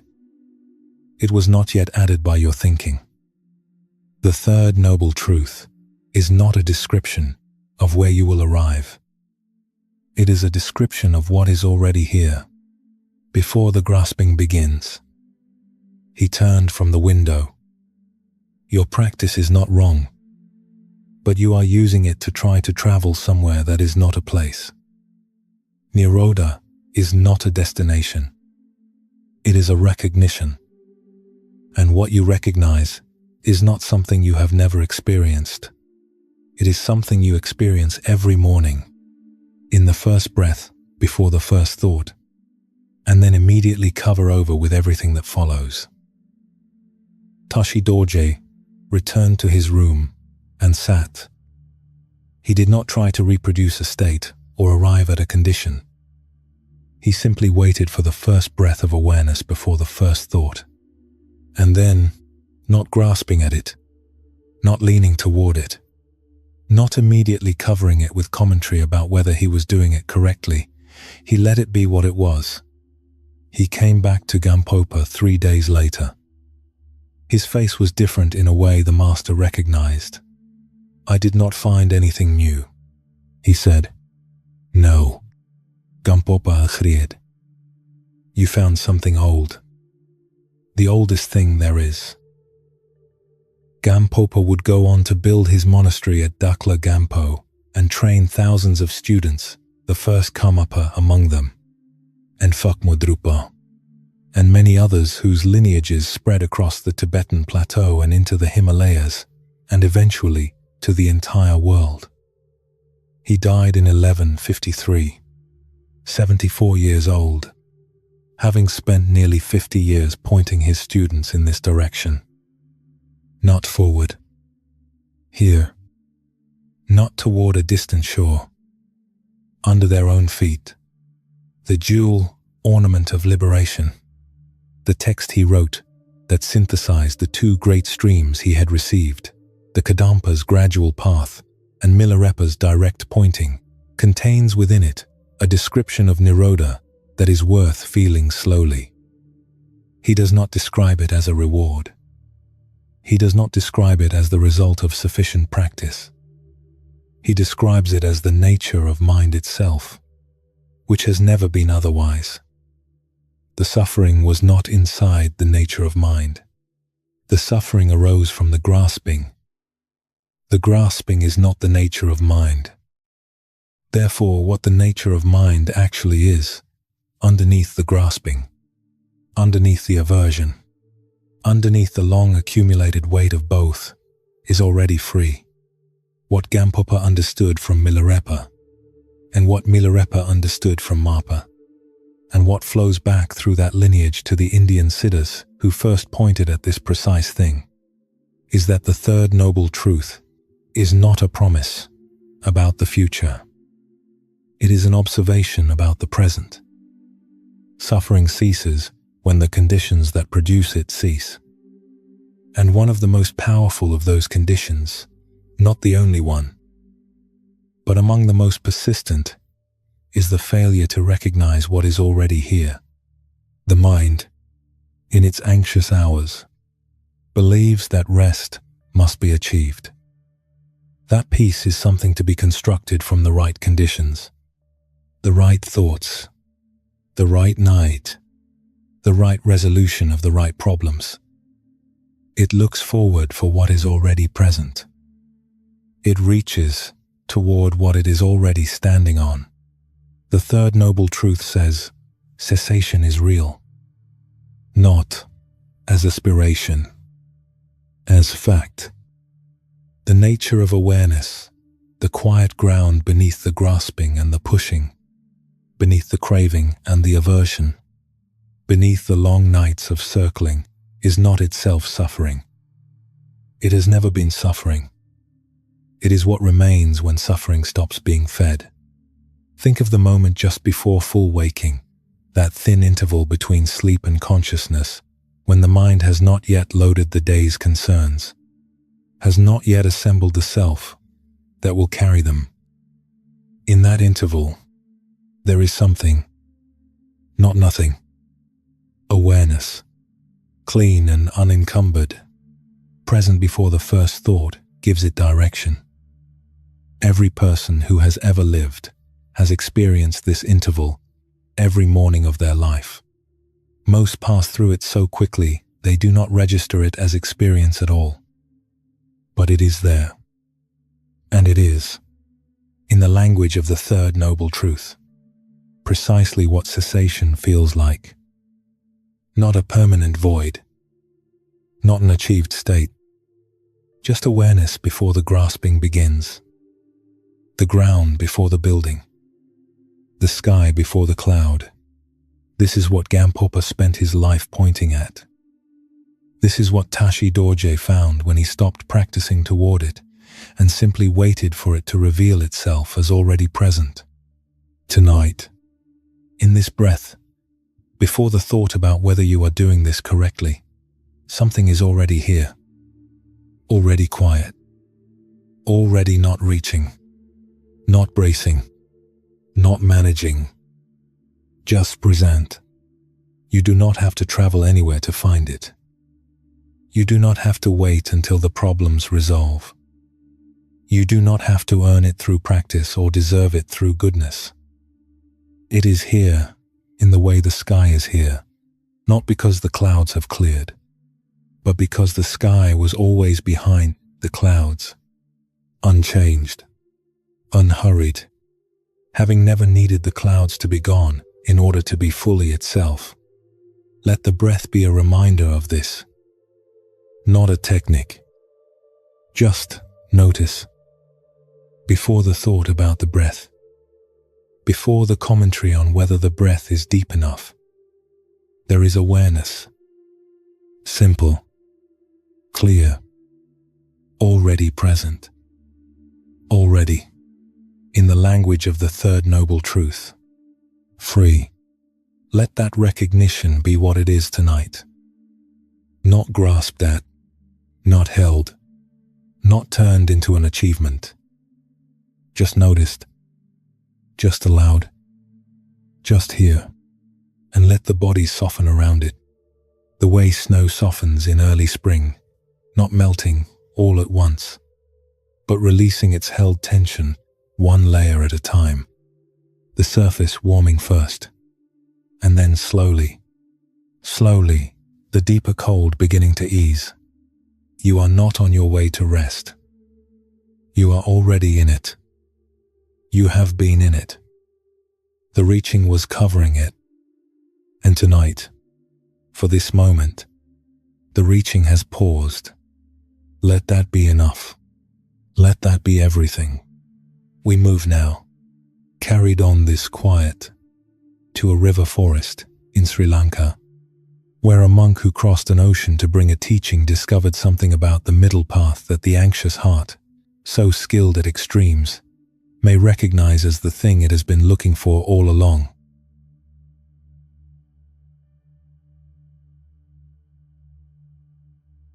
There is a particular exhaustion that comes from trying too hard. The person who has been pushing against their suffering for years, who has tried every resolution and every management strategy, who has read and practiced and reflected and still finds themselves awake at this hour, that person often carries, beneath the weariness, a quiet suspicion that the problem is the effort itself, that all the trying has become another form of the very thing they are trying to escape from, that what is needed is not more practice, but something simpler, something that asks less. The fourth noble truth offers this, not as permission to give up, but as a genuine description of a path that is, from its very first step, neither the extreme of forcing nor the extreme of fleeing. The Buddha called it the middle way, Majjhima Patipada, and he understood it from experience. He had tried the extreme of indulgence in his years as a prince and found it hollow.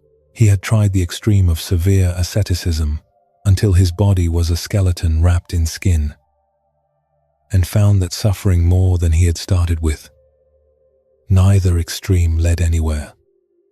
What led somewhere was the path between them. The path that began not with a heroic act of renunciation or a burst of spiritual ambition, but with a single, honest step taken from exactly where he already stood. In the 3rd century before the Common Era, a young monk stood on a rocky hillside in the island country south of India and prepared to speak to a king he had never met. He had crossed an ocean to be there. He had left behind everything familiar, the court of his father, the great Mauryan Empire, the monasteries of northern India where he had trained, the teacher Moggaliputta Tissa who had shaped his understanding of the Dhamma. He had come to a place where the language was different. The plants were different. The light off the ocean was different from any light he had known in the landlocked Midlands of his birth. He stood on the hill at Mihintale, in the dry zone forest where the trees were thorn-scrubbed and pale with the June heat, and waited. His name was Mahinda. He was the son of the emperor Ashoka, which in his own story is almost a complication rather than an advantage. The son of the man who had renounced conquest, who had wept over the fields of the dead at Kalinga and turned the entire weight of an empire toward the spreading of the Dhamma. Mahinda had grown up in the shadow of that turning. He had watched his father move from the man who built empires to the man who sent monks to every corner of the known world. He had watched the Dhamma spread not through force, but through something quieter, the steady presence of people willing to meet others exactly where they were. He had ordained at 20, having declined his father's repeated attempts to name him successor to the Mauryan throne. The orthodox Hindu court had opposed a Buddhist crown prince, and Mahinda himself had no enthusiasm for inheriting an empire. He had watched what empire had done to his father before the turning, what it had required of him in blood and conquest, and he had seen what the turning cost, the grief of Kalinga carried for the rest of a life. The knowledge that power and its exercise leave marks that no amount of later piety fully erases. He chose the robe instead. He studied with Moggaliputta Tissa, the great systematizer of the Theravada, who gave him not only the texts but the particular quality of attention that becomes visible when a teacher genuinely sees the person in front of them rather than the student they wish they had. Then came the mission south, across the water, to the island kingdom of Lanka, a place Ashoka's envoys had visited before, a place Ashoka and the Lankan king Tissa had exchanged gifts and messages and cautious friendship across the width of the Palk Strait. The teaching had been traveling by reputation before Mahinda arrived. But reputation is not the same as encounter. What Mahinda carried was not only the texts and the lineage, but the particular quality of presence that his own training had given him, the ability to meet a person in the language of their actual life, not the language of the teaching as it existed in the Indian scholastic tradition where he had learned it. He had to translate not just the words, but the entire context of understanding into a culture he had prepared for but not yet lived inside. He arrived on the full moon of Poson, the June full moon, a festival day, the island luminous with heat, and the dry zone forest pale and thorn-studded in the summer drought. He stood on the hillside at Mihintal and waited for what the day would bring. The king had not planned to encounter monks that day. King Devanampiya Tissa had been hunting deer in the forests around Mihintale on the full moon of June, a national festival day. A day of the kind of high summer celebration that involves large retinues and the particular excitement of the chase. He had followed a stag into a thicket on the hillside and emerged into a small clearing where 6 monks in yellow robes were standing, calm and still, in the dappled shade. He was taken aback. He was on a royal hunt, with 40,000 followers, and had arrived at what felt very much like an encounter he had not chosen. The monks were unexpected. Their stillness was unexpected. The eldest of them, slight, shaven-headed, with a stillness that seemed to extend some distance around him into the air, looked at the king and said his name, not his title, his name, Tissa, the king, who had perhaps been expecting to be addressed as Maharaja, or beloved of the gods, stopped completely. Mahinda asked him a question, not about the Dhamma, about a mango tree. There is a mango tree there, Mahinda said, indicating a tree at the edge of the clearing. Are there other trees in this forest besides that mango tree? Yes, said the king, slightly puzzled. There are many other trees. They are not mangoes. And are there other trees besides those mango trees and the trees that are not mango? The king looked at the mango tree for a moment. There is this mango tree, he said slowly. Mahinda was satisfied. The king could hold a distinction, could think clearly, could be present with a specific question without flattening it into abstraction.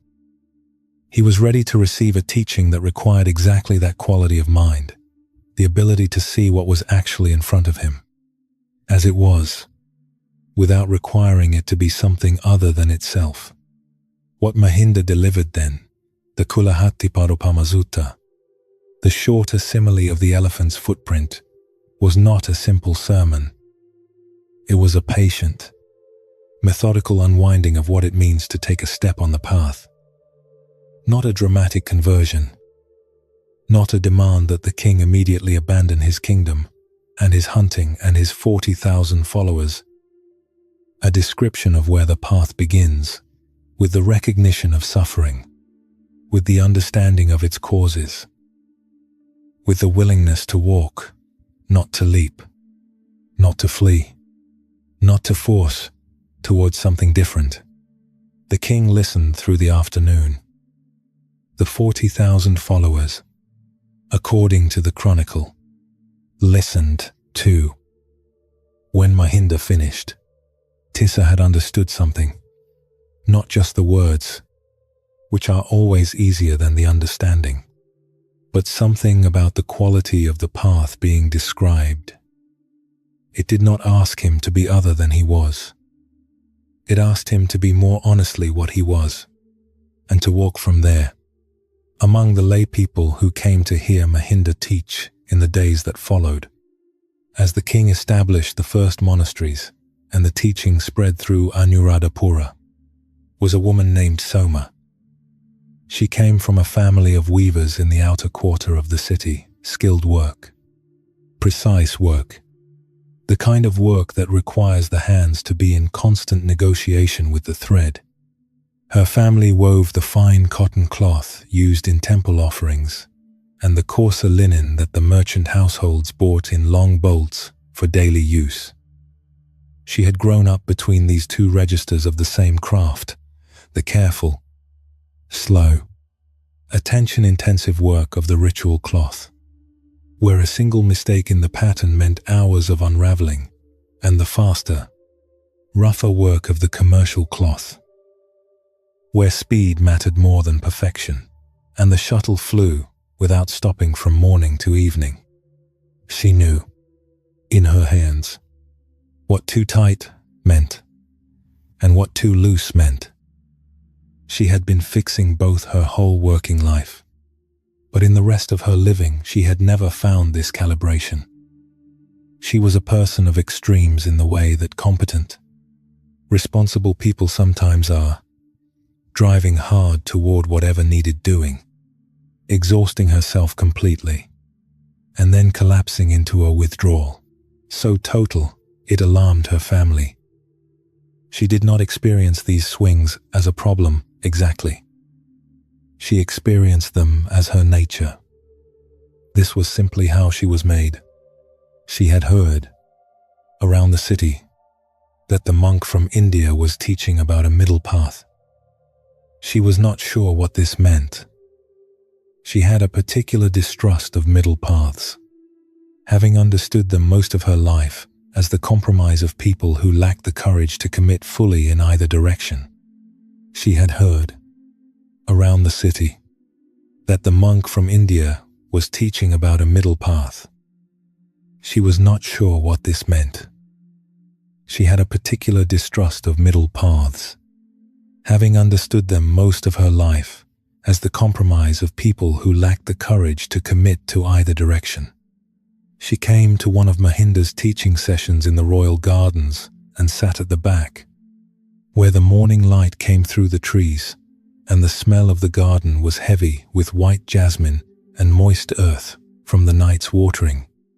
Mahinda was speaking about the path as the Buddha had described it, the middle way between indulgence and austerity, between grasping and aversion, between the forcing that exhausts and the fleeing that only delays. He was speaking about the Eightfold Path not as a list of requirements but as a description of how a person who is no longer at war with themselves naturally tends to move. Soma listened. She had expected the teaching to be about what she should do differently. Instead, it seemed to be about where she already was and what it might mean to walk from there without the fighting. After the session, she approached Mahinda with a question that had been forming while she listened. "You describe the middle path as the way between extremes," she said. "But how does a person find the middle when they do not know where the center is, when every time they try to balance, they find themselves already too far in one direction or the other?" Mahinda looked at her, without the particular patience that sometimes reads as condescension. The patience of someone who has heard this question before and considers it simple.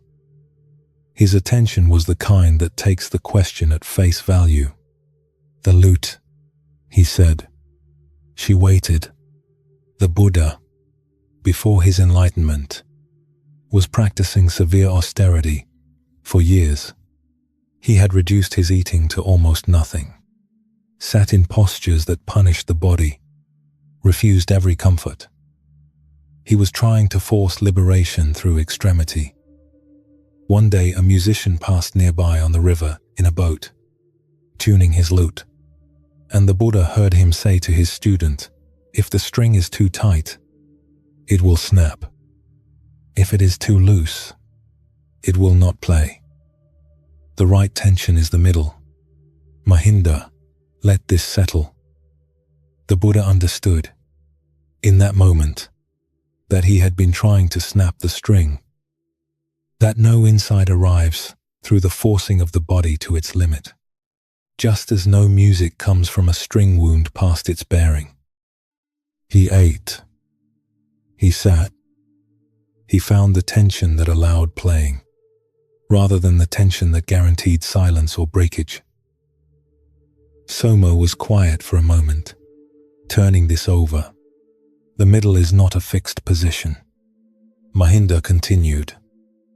"It is a quality of attention. You find it not by calculating where the center should be, but by feeling when the string is too tight or too loose, by being honest about which direction you have drifted. And in your case, I suspect, you already know this. You know tight. You know what it feels like when the driving has gone past usefulness. And you know loose, the withdrawal that is not rest, but paralysis. You know both from the inside." Soma looked at her hands, which she had been holding loosely in her lap. A weaver's hands, calloused at specific points, the index fingers differently worn from the rest. "I know both," she said. "Yes." "Then you already know how to tune," Mahinda said. "You have been doing it in your work your entire life. The path is the same attention brought to the inner life. Notice tight. Ease. Notice loose. Gather. Not once, not permanently, but as a continuing practice of honest adjustment. And if I adjust poorly," she said, "if I mistake tight for correct tension because I am used to tight, then you notice that too, when it snaps," Mahinda said, "and you begin again. The middle way does not require perfection. It requires honesty.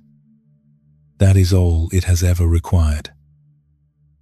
She became one of the lay students who supported the new monastery at Anuradhapura through its early years, not a dramatic conversion, not a renunciation of her weaving and her household, but a gradual, imperfect, honest walking. She brought food on alms days. She listened when she could. She noticed, slowly and without fanfare, when the string was too tight and when it had gone too slack. And she learned to adjust from that noticing rather than from the idea of where she imagined she should be. Mahinda lived on Mihintal for 48 years after that first encounter in the forest, in a cave on the hillside. Through the burning dry season heat and the monsoon rains that came in from the ocean, with a violence that has no counterpart in the mountain countries of the north, He spent those decades teaching the people of Lanka in exactly the spirit of that first afternoon, meeting them where they were, not where a spiritual teacher might prefer them to be, describing the path from the place they actually stood. The middle way was not, in Mahinda's teaching, a philosophical concept. It was a lived quality of attention. It required neither the heroic capacity for suffering that extreme austerity demanded, nor the numbing of discomfort that indulgence offers. It required something more ordinary and more difficult, the honest acknowledgement of where the person actually was, followed by the willingness to take one step from there, not 10 steps, not a leap, not the whole journey at once. One step. From exactly here, Mahinda lived on Mihintale for 48 years, in the cave on the hillside that is still called Mahindu Guha. Mahinda's cave, through the burning dry season heat, when the rock itself held warmth from the previous day and the night, brought only partial relief, and through the monsoon rains that arrived each year from the ocean with a force that has no counterpart in the mountain countries of the north. He spent those decades teaching the people of Lanka in exactly the spirit of that first afternoon on the hillside, meeting them where they were, not where a spiritual teacher might prefer them to be. The middle way was not, in his hands, a concept to be argued for or a position to be defended. It was a lived quality of attention. It required neither the heroic capacity for suffering that extreme austerity demanded, nor the numbing of discomfort that indulgence provides. It required something more ordinary and more difficult than either, the honest acknowledgement of where a person actually stood, followed by the willingness to take one step from there. Not 10 steps, not the whole journey at once. One step. From exactly here. What the anxious heart most needs to hear in this teaching is not that there is a correct middle position it has so far failed to find. It is that the path begins with the person as they actually are, tired, perhaps tense, perhaps having tried too hard for too long, having swung between the forcing and the fleeing until the swinging itself has become exhausting. The middle way does not ask you to arrive anywhere before beginning. It asks only for the honest noticing of what is here. The string too tight tonight, and it has been tight for a long time. The jaw and the shoulders carry it. The mind still running its checks and preparations hours after they were needed. That tightness is not failure. It is information. It is the place from which the walking begins. And the walk tonight does not go far. It does not require completing anything or arriving anywhere. It is only the small, permitted loosening, the exhale that lets the shoulders drop a fraction, the permission to stop preparing and simply be in the dark, on this surface, under this covering, in this particular hour that asks nothing from you but rest. You do not have to find the exact center. You only have to notice, tight, and let it ease. Tight, and let it ease. The string does not need to be tuned perfectly to be good enough for tonight. It needs only to be a little less tight than it was a moment ago. Feel the breath come in. Feel it leave. Not forced. Not escaped from. Just the natural middle movement of a body that knows, underneath all the trying, exactly what it needs. The jasmine-heavy air of a Sri Lankan garden in the morning. The sound of monks walking on stone paths between the trees. A king who put down his bow and listened. A weaver who noticed the string and let it ease. Rest is not a destination. It is what happens when the forcing stops and the fleeing stops, and what remains is simply the body, the breath, and the night, which has been waiting quietly all along to hold you. If sleep is near, Let it come. You do not have to do anything to invite it further. And when we continue, we will travel north into the cave monasteries of Burma, where a teacher who gave Vipassana back to ordinary people understood something about the way the anxious mind sees, and how simply seeing clearly, without the overlay of wanting or fearing, changes everything.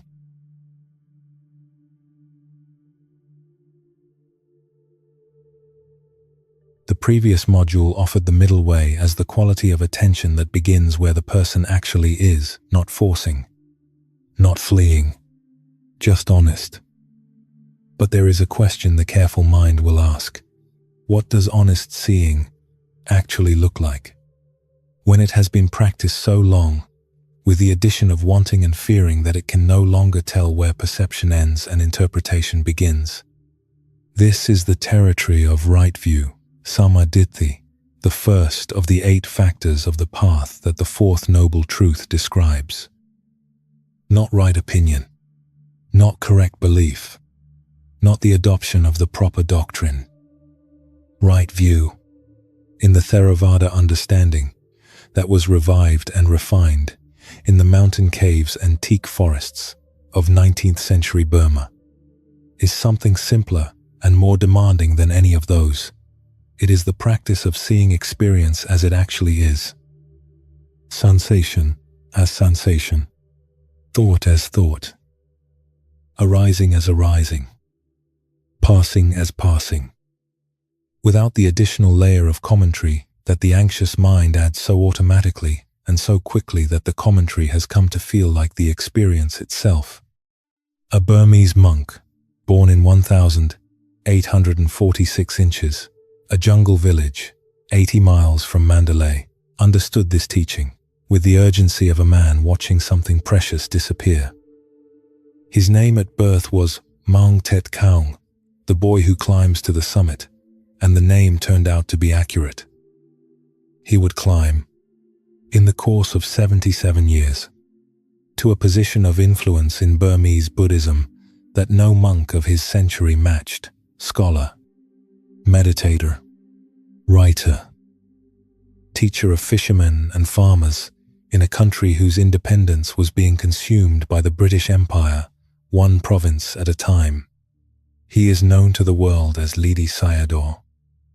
The name came from the forest monastery he founded near the town of Moniwa, on the west bank of the Chindwin River, Ledi Tauya, the Ledi Forest, where the teak trees grew thick and the river light in the evenings was the color of worn copper.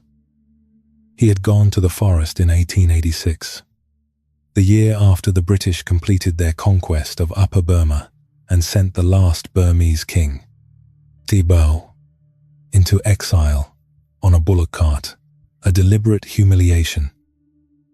The end of a 1,000-year monarchy, conducted in public, on a road lined with people who had come to watch and could not look away.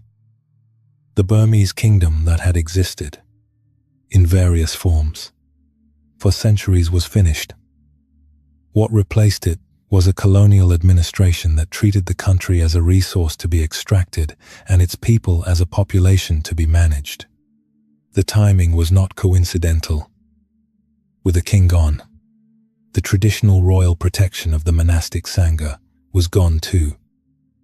The king had been, among his other functions, the custodian of the Dhamma, the person whose authority and wealth supported the monasteries, funded the copying of texts, maintained the conditions under which monks could practice and teach without distraction.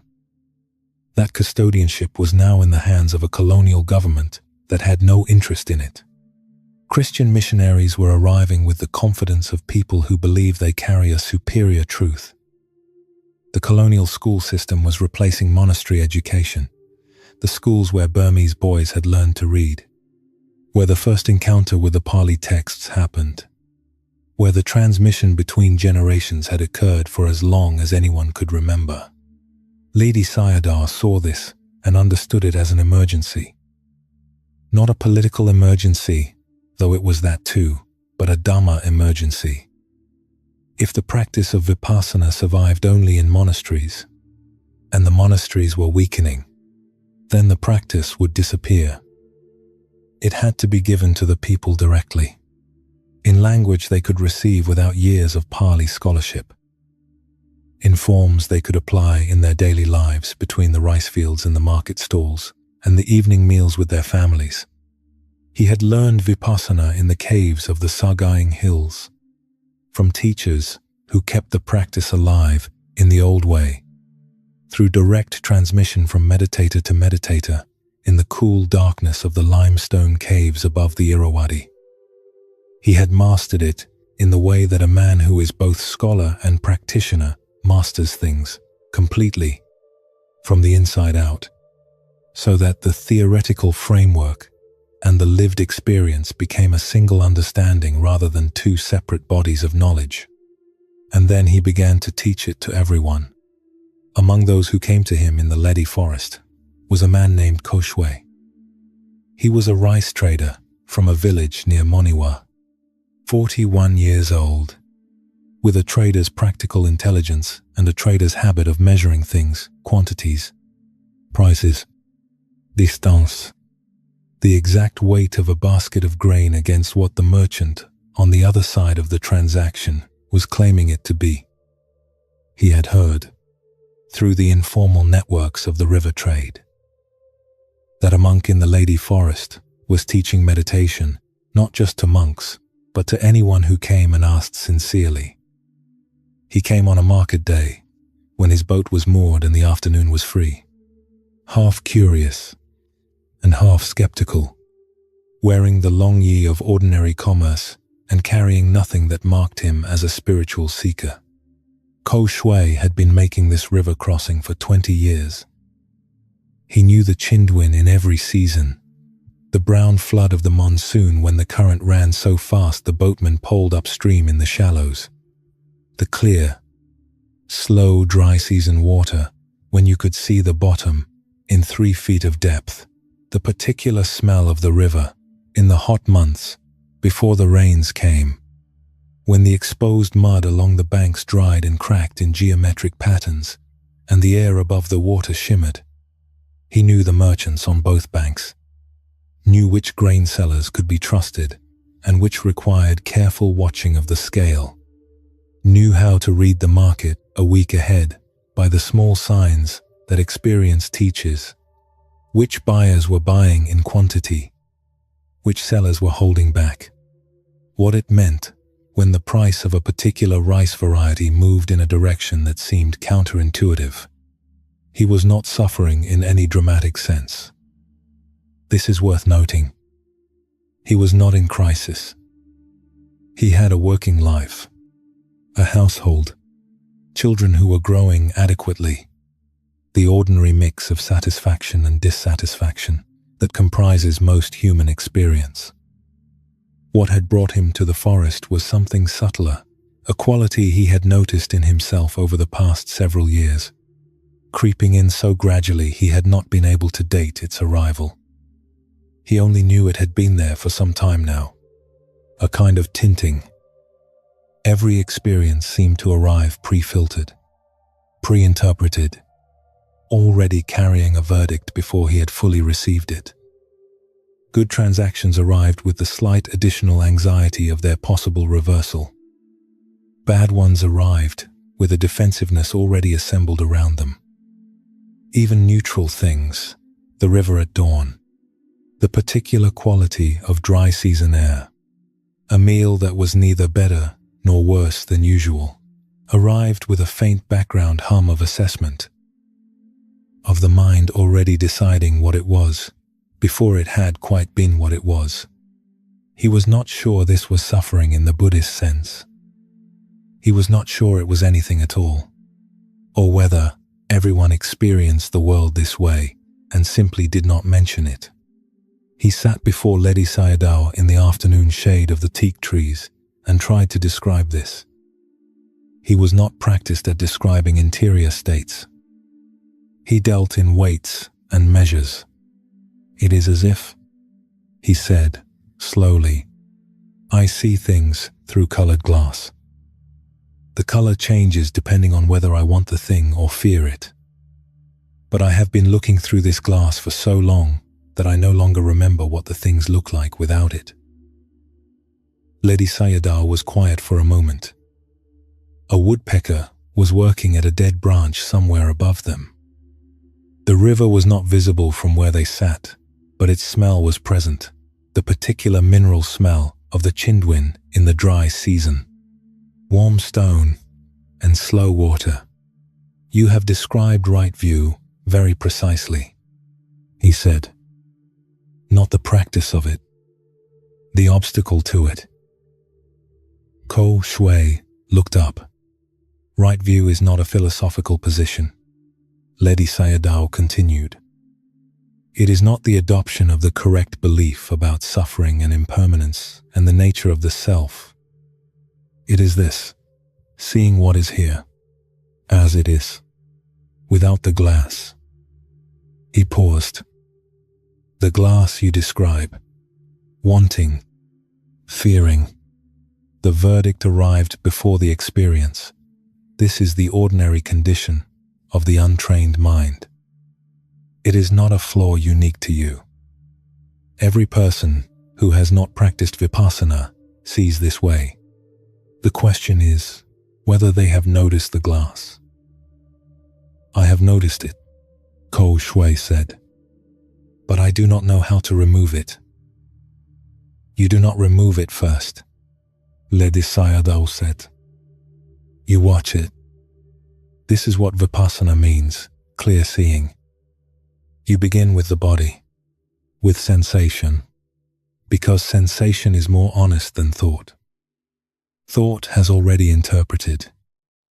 Sensation, attended to closely before thought arrives, is closer to the thing itself. He taught Ko Shui to practice with the breath, with the simple arising and passing of sensation at the nostrils, the upper lip, the rise and fall of the belly. Not a breathing exercise, an attention exercise.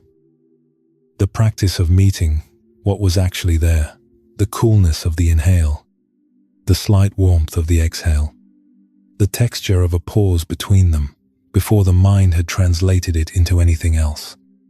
Ko Shui returned to the Lady Forest 3 times that dry season.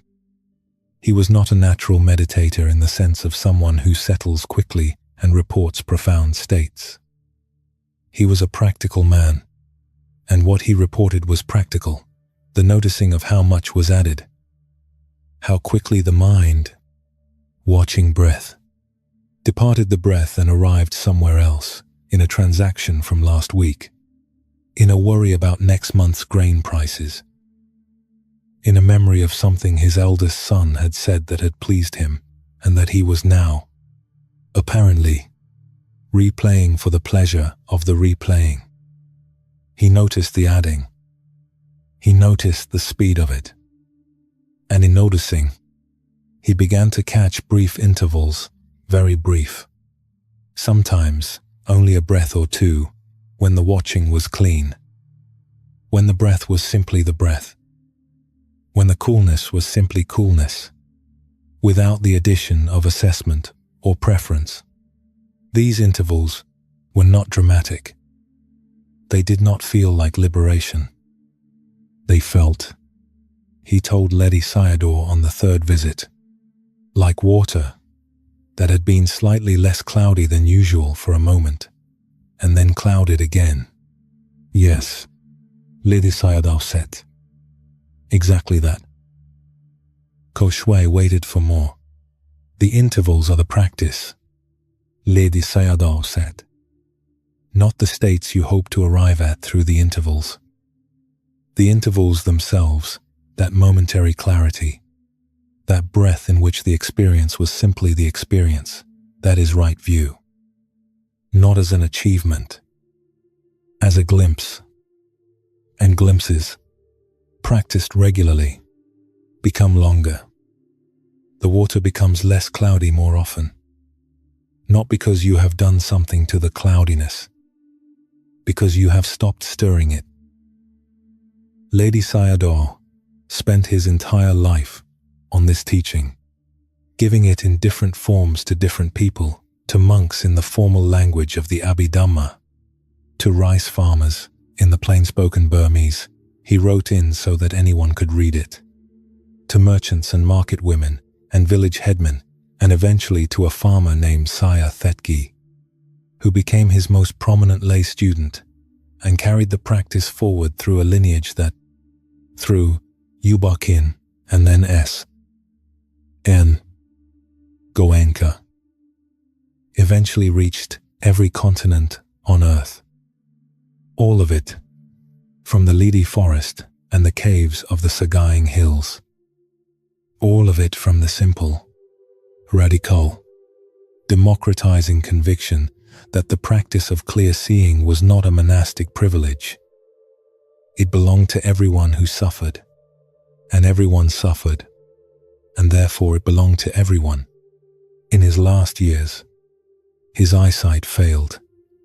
The long decades of reading and writing by inadequate lamplight in the caves and forest monasteries had taken the sight gradually, until at 73 he could no longer read. He went blind and continued teaching. He sat in the same quality of attention he had spent his life describing and giving away, and he taught from inside it, without needing to see the faces of the people before him. The practice, by then, did not require eyes. Ledi Sayadaw went blind at 73 and continued. He had given his eyes to the study of the texts. He had given the last decade of his life to the practice without them, sitting in the Ledi forest and later in the caves above the Chindwin, feeling sensation arise and pass in a body that was by then old and full of the particular aches that a life of rigorous practice accumulates, listening to the sounds of the forest with the total attention that blindness tends to focus.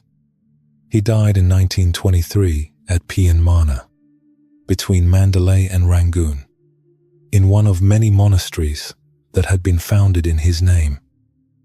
The farmer Saya Thetgi had already taken the practice beyond the monastery gates. The revolution was already moving. Right view does not require exceptional circumstances. It does not require a forest cave or a full retreat or even, as Ledi Sayadaw insisted across 50 years of teaching, the robes of a monk. It requires only the willingness to meet what is actually present without the first layer of interpretation, to catch the experience before the mind has decided what it is. Tonight, as you lie here, this is available. Not as a formal practice. You are lying down. The body is settling. The edges of sleep may already be close. But as an invitation, notice what is actually here, right now, before the thought about what it means arrives. The weight of the body against the surface. Simply that, the specific pressure, the particular warmth. Not comfortable or uncomfortable yet. Just present. The breath. Not deep or shallow or right or wrong. Just the movement of it. The coolness. The slight pause. The sound of the room, if there is sound. The darkness, if the room is dark. The temperature of the air against whatever skin is uncovered. These things, attended to before the verdict, are simply what they are. And in that simple what they are, there is no suffering. The suffering arrives with the overlay, wanting this to be different, fearing it will not be enough, assessing whether it is progressing towards sleep as it should. Remove the overlay, even briefly, and what remains is just experience. Sensation arising and passing in a room that is quiet and a body that is doing. Right now. Exactly what bodies are supposed to do in the late hours. Let the seeing be clean for this breath. Just this one. Not the next breath. Not the hour of practice. not the achievement of a state. Just this breath, seen as it actually is.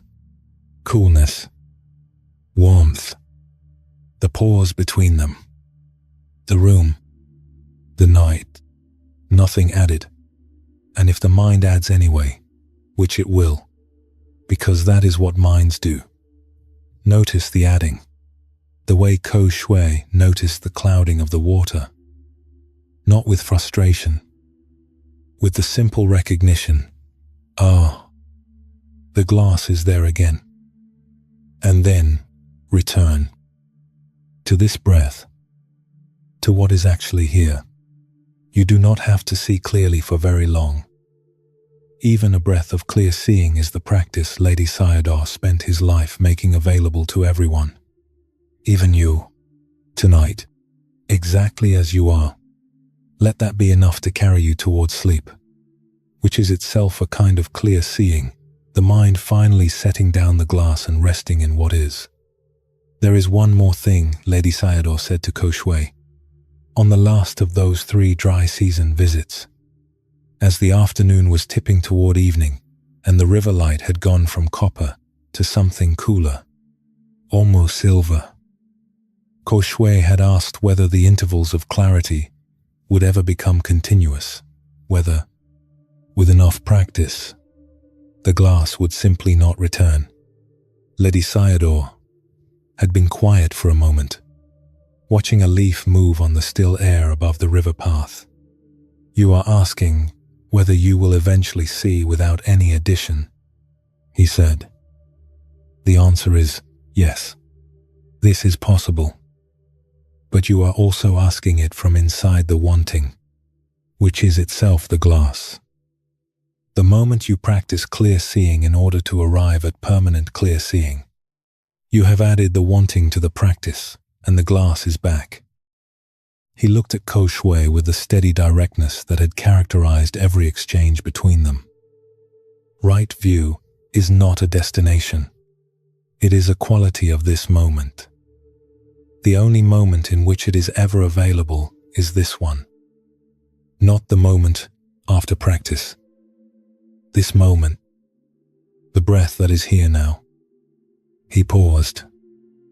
When you return to the river and to the trading, you will lose this. Many times, the glass will return.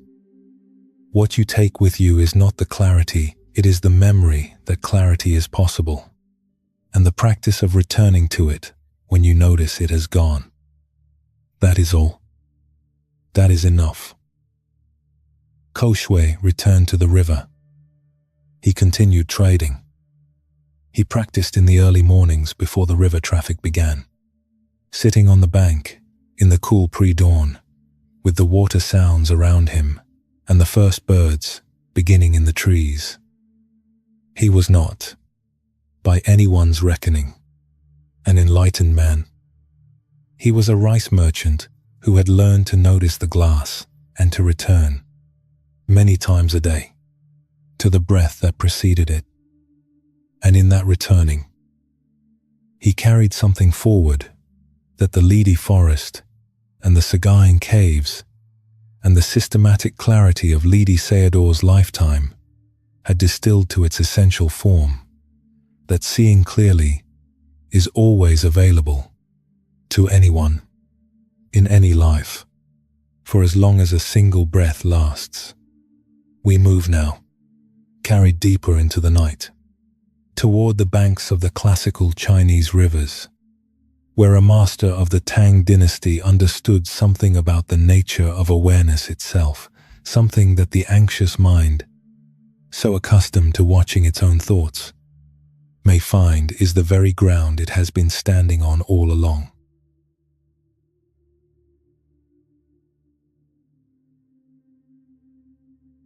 The previous modules have been pointing at something.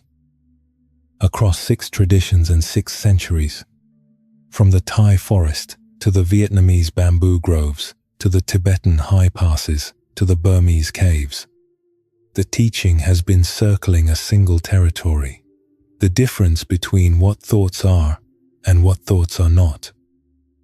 What they are: movements, arisings, weather patterns in the mind.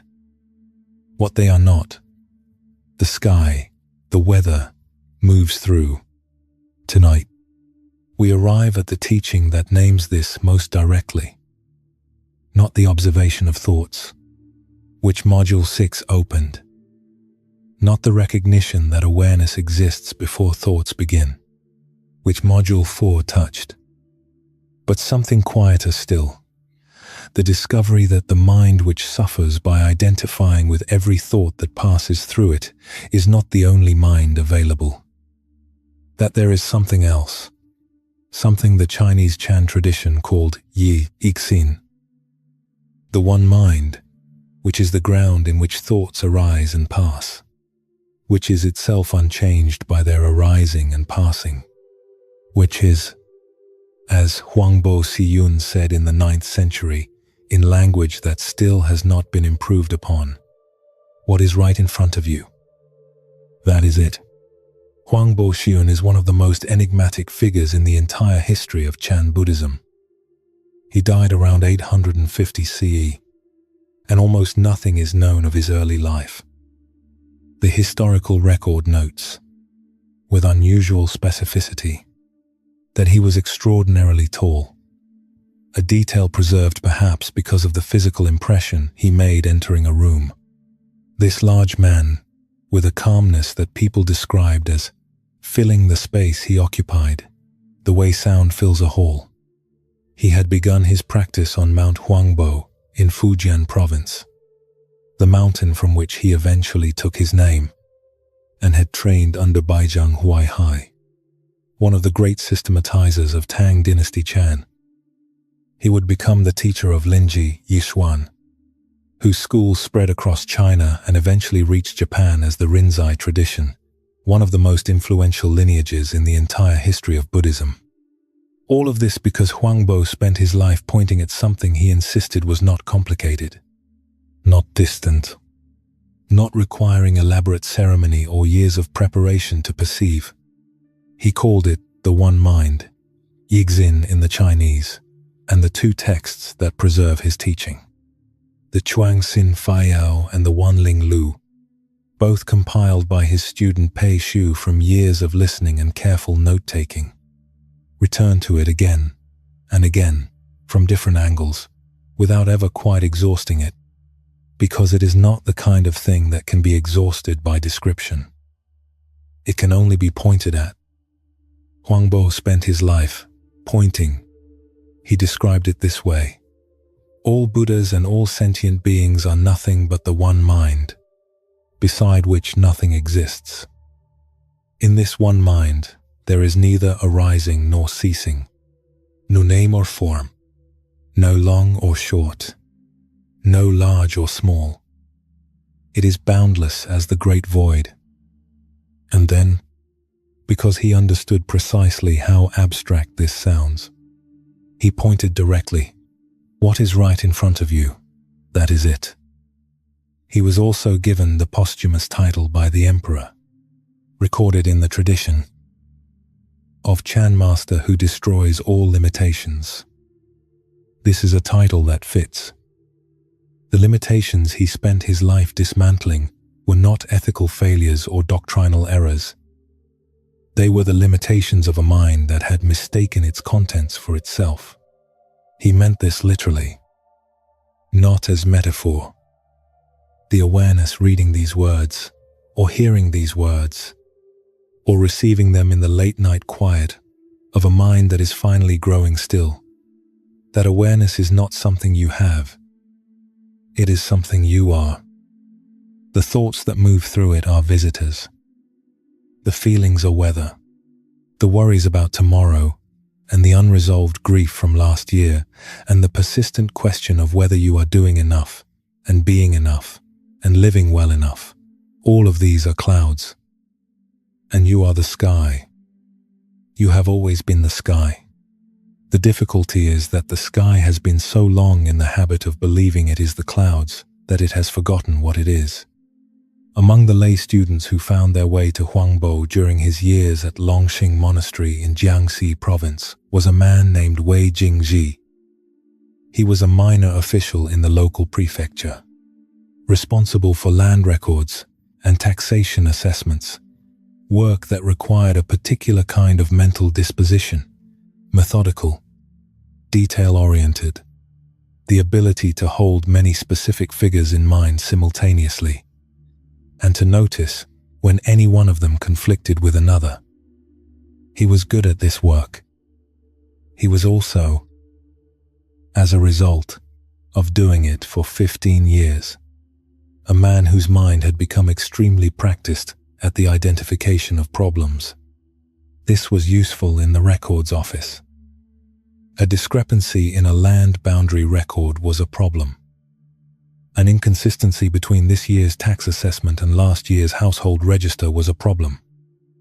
Noticing problems quickly, before they became larger problems, was the skill his position rewarded, and Wei Jingji had cultivated it to a high degree of refinement.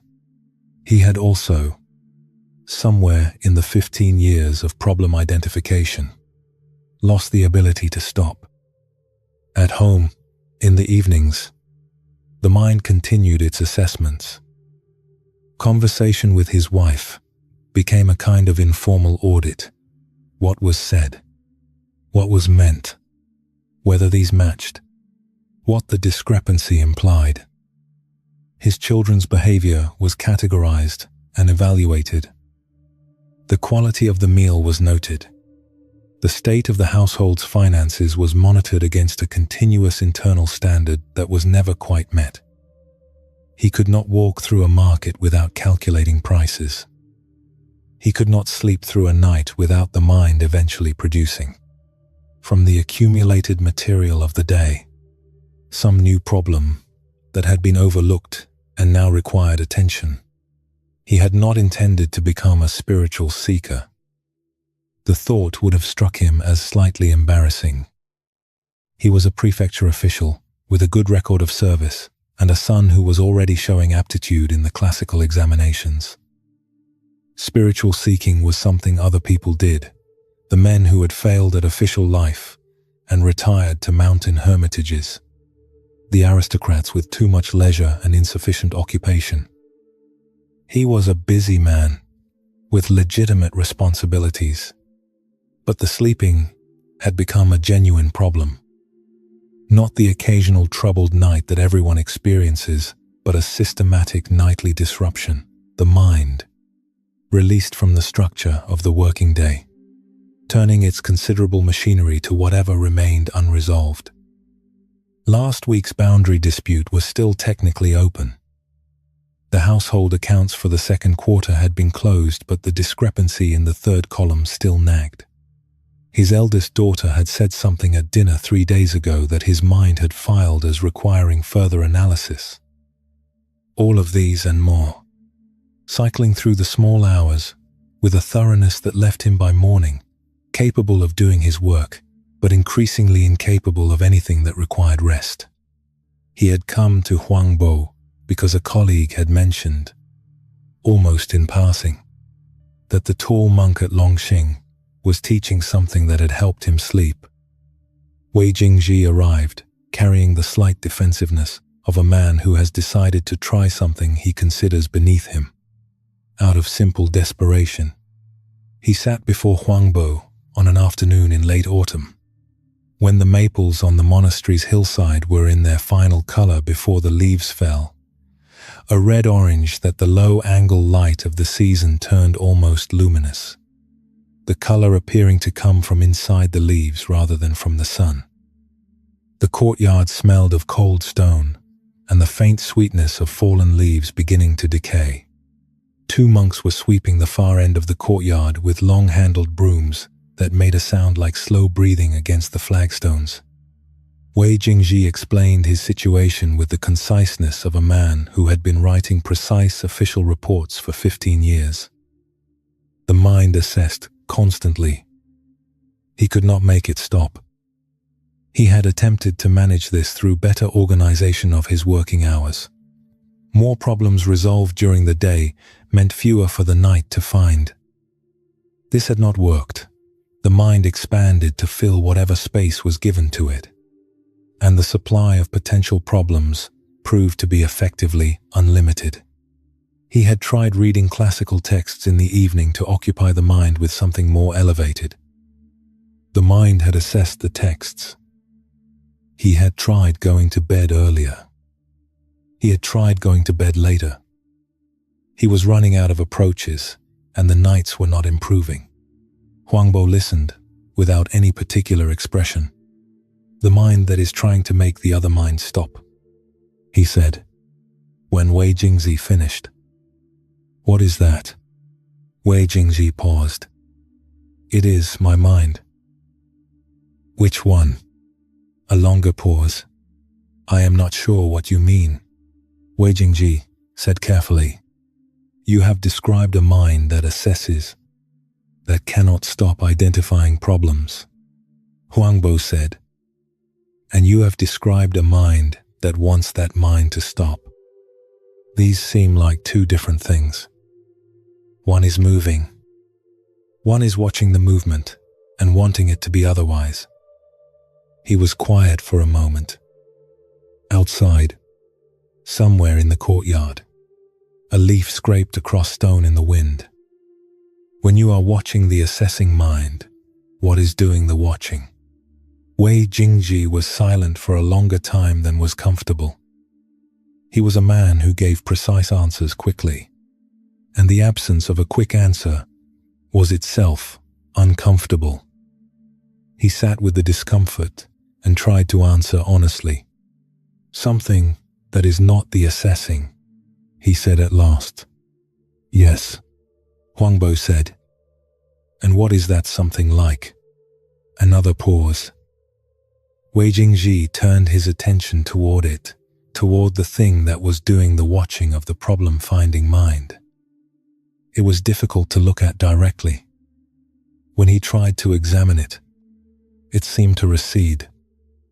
When he stopped trying to examine it and simply rested in whatever it was the word that arrived, which surprised him, was quiet, not silent, not empty, just quiet, unworried, even while the worrying mind continued its activities somewhere in the foreground.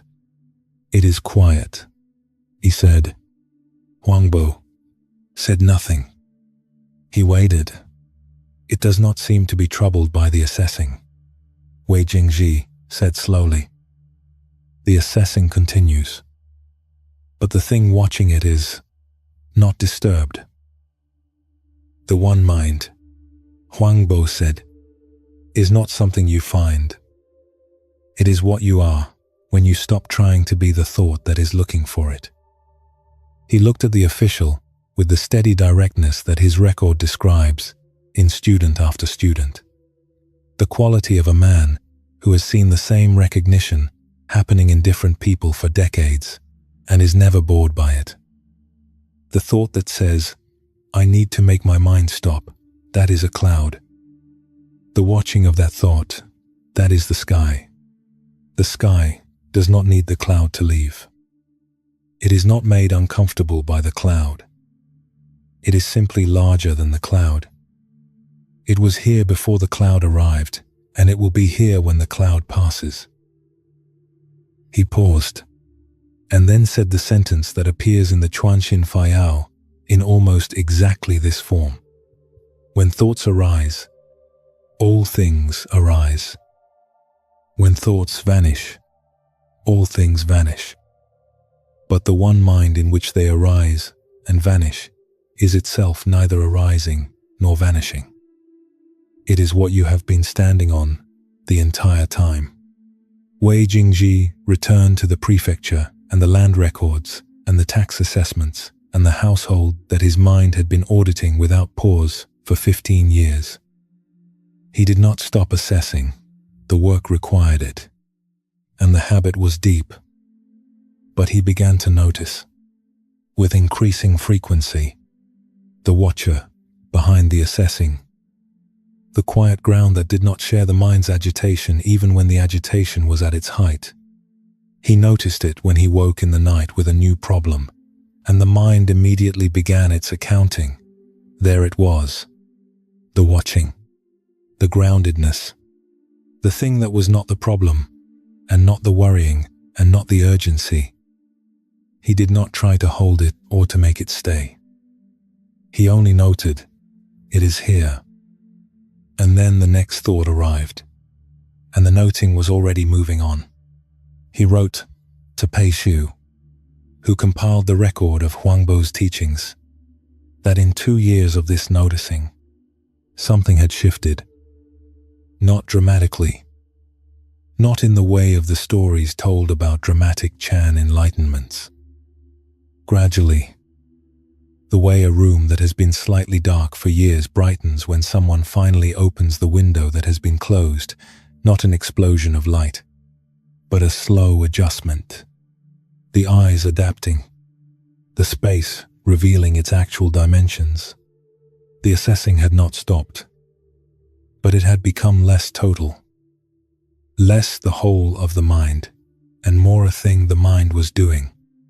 In the same way that the clouds are a thing the sky is doing, rather than the sky itself. Wei Jingji left the monastery that afternoon as the light was going off the maples and the courtyard was filling with the blue-grey of early dusk. He did not feel transformed. He felt slightly puzzled and very tired, and underneath both of these, something that he could not name for several days, and eventually described in his letter to Pei Shu as the sense that the room was larger than I had taken it to be. What Huangbo named for Wei Jingji, and what he named in sermon after sermon, dialogue after dialogue. Through the years at Longsing and at the monastery, his student Pei Shu, eventually built for him in the hills above Wanling, is what the entire arc of tonight's teaching has been moving toward. The grasping mind is not the whole of the mind. The pushing mind is not the whole of the mind. The suffering mind, which identifies so completely with each thought that passes through it, that it forgets there is space between thoughts. That mind is not the whole of the mind. There is a ground. There is awareness itself, prior to the thought about awareness, prior to the worry and the assessment and the problem identification and the reaching and the bracing. It is what Gampopa's student glimpsed in the pause before the first morning thought. It is what Lady Sayadaw taught Ko Shui to find in the moment before the glass arrived. It is what Hujiang called the original nature. It is what Phap Loa found when the pushing stopped. Huangbo called it the one mind and said, it is what is right in front of you. Right now. This moment. Not after the suffering ends. In it. Underneath it. The sky in which the cloud of tonight's worry is moving. Already beginning to pass. The teaching Huangbo returned to across the decades of his ministry is this. The suffering is real. The thought that says you are not enough is real. The thought that says tomorrow is dangerous is real. The thought that says something important remains unresolved and will not be resolved in time. All of these are real events. They are real the way clouds are real. They have weight. They have color. They move and shift and sometimes stack so dense that the sky seems to disappear entirely. But they are not the sky. They have never been the sky. The sky is not threatened by them. It does not need them to disperse before it can be itself. It is already itself, already vast, already completely undisturbed by the weather it contains. And this is the thing the anxious mind most resists believing, because if it is true, then the urgency of the mind's restlessness is not a crisis. It is just weather. It is just what the mind does when it mistakes itself for its contents. And if the anxious thought is only a cloud, than the suffering of fully believing the cloud is the sky. That suffering has a gentler exit than the mind imagines. Not through resolving the thought, or defeating the worry, or finally answering the question that keeps cycling. Through recognition. Through the simple noticing, I am the sky. I have been the sky. The cloud is real. It is also passing. Tonight, as the breath slows and the body settles and the thinking mind continues its quiet, late-night assessments, let the attention rest back. Not on the thoughts. Not on the effort to stop the thoughts. On the space in which the thoughts are occurring. It is there. It has always been there. The anxious thought is real. The sad thought is real. The thought about whether you are sleeping correctly, and whether tomorrow will be manageable, and whether the thing you said last week was the right thing. All real. All arising. All passing. And the space in which they arise and pass is also real. Is perhaps more real. Is perhaps, as Huangbo spent his life insisting, the only thing that has ever been constant. You are not your thoughts tonight. You are what the thoughts are moving through. Spacious. Quiet. Already here. When a thought arrives, let it arrive. When it passes, let it pass. Do not chase it or flee it. Simply remain in the sky quality that was here before the thought and will be here after it. This is the teaching the ancient masters called non-identification. Not the absence of thoughts. Not the achievement of silence. Only the recognition that you are larger than what is moving through you. Larger and quieter and already at rest. Let the breath carry this recognition deeper than thought can reach. Let the body understand what the mind is only beginning to believe. You are the sky. You have always been the sky. The thought will arrive again. Let it arrive. You are still the sky. The worry will return. Let it return. You are still the sky. The mind will assess and identify and plan. Let it. You are still the sky. This is the recognition Huangbo called the one mind. Not a state to achieve. Not something to maintain through effort. Simply the truth of what you have always been. Available in this breath, and this breath, and this breath. Whether or not the thoughts have stopped. Whether or not the problems are resolved. Whether or not the night has gone as you wished it would.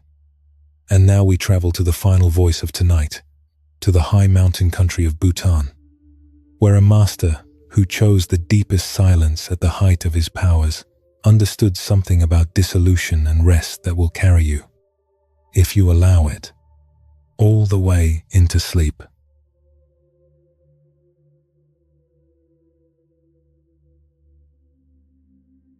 We have traveled far tonight.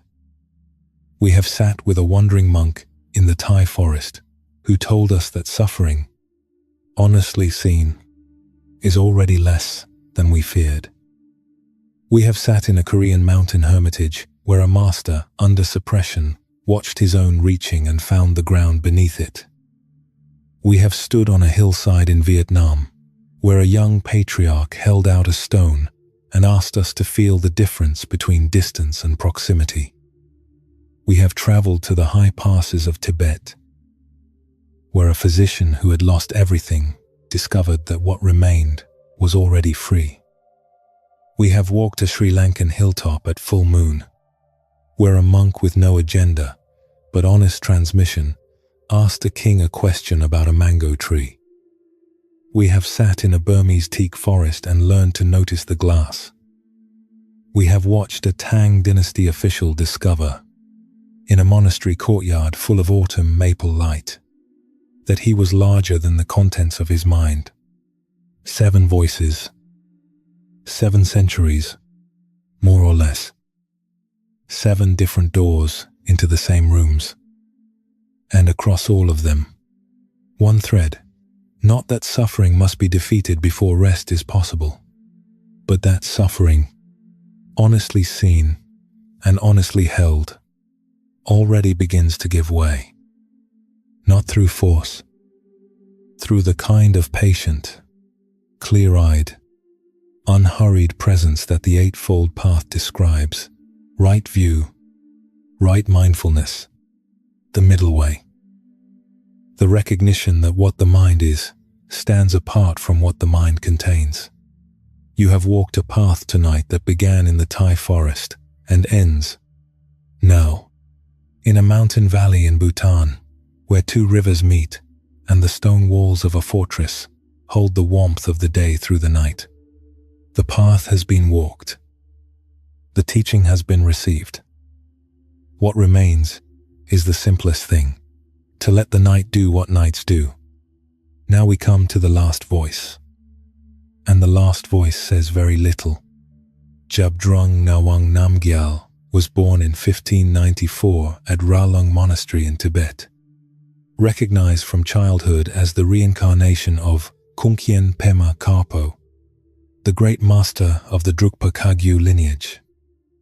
He grew up inside power and responsibility, enthroned as lineage holder at 13, facing a rival claimant backed by the Tsangpa king. Driven finally from Tibet in 16 when the political opposition became too dangerous to survive. He crossed the mountains into Bhutan, a country of steep valleys and warring chieftains, a country that had not yet decided what it was, and over the next 35 years he made it into something. He built the Jongs, the great fortress monasteries that still define the Bhutanese landscape. Simtoka, Punakha, Wangdu Phodrang, Trongsa. He repelled 7 Tibetan invasions. He established the dual system of governance, spiritual and secular, that Bhutan still observes in modified form today. He unified a country that had been fracturing for centuries.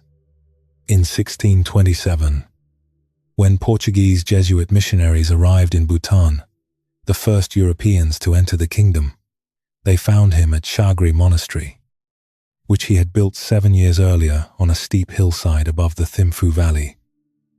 They described him as compassionate, intelligent, high energy, fond of art and writing, and they noted he had just completed a 3-year silent retreat.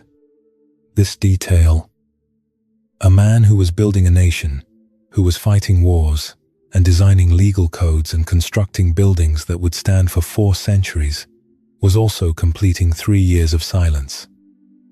Not as contradiction, as the center around which all the other activity was organized. The silence was the ground. The governance grew from it the way a tree grows from ground it does not need to see to stand on. He completed the Punakha Dzong in 1638, the great fortress at the confluence of the Father River and the Mother River, where the Fochu and the Mochu met in the wide valley below the mountains. The Bhutanese call them Father River and Mother River, the Fochu coming cold and fast from the northern glaciers, the Mochu coming slower and warmer from the western hills.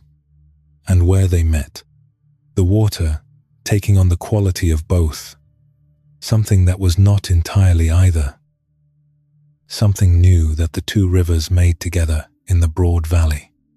The Dzong was built to last.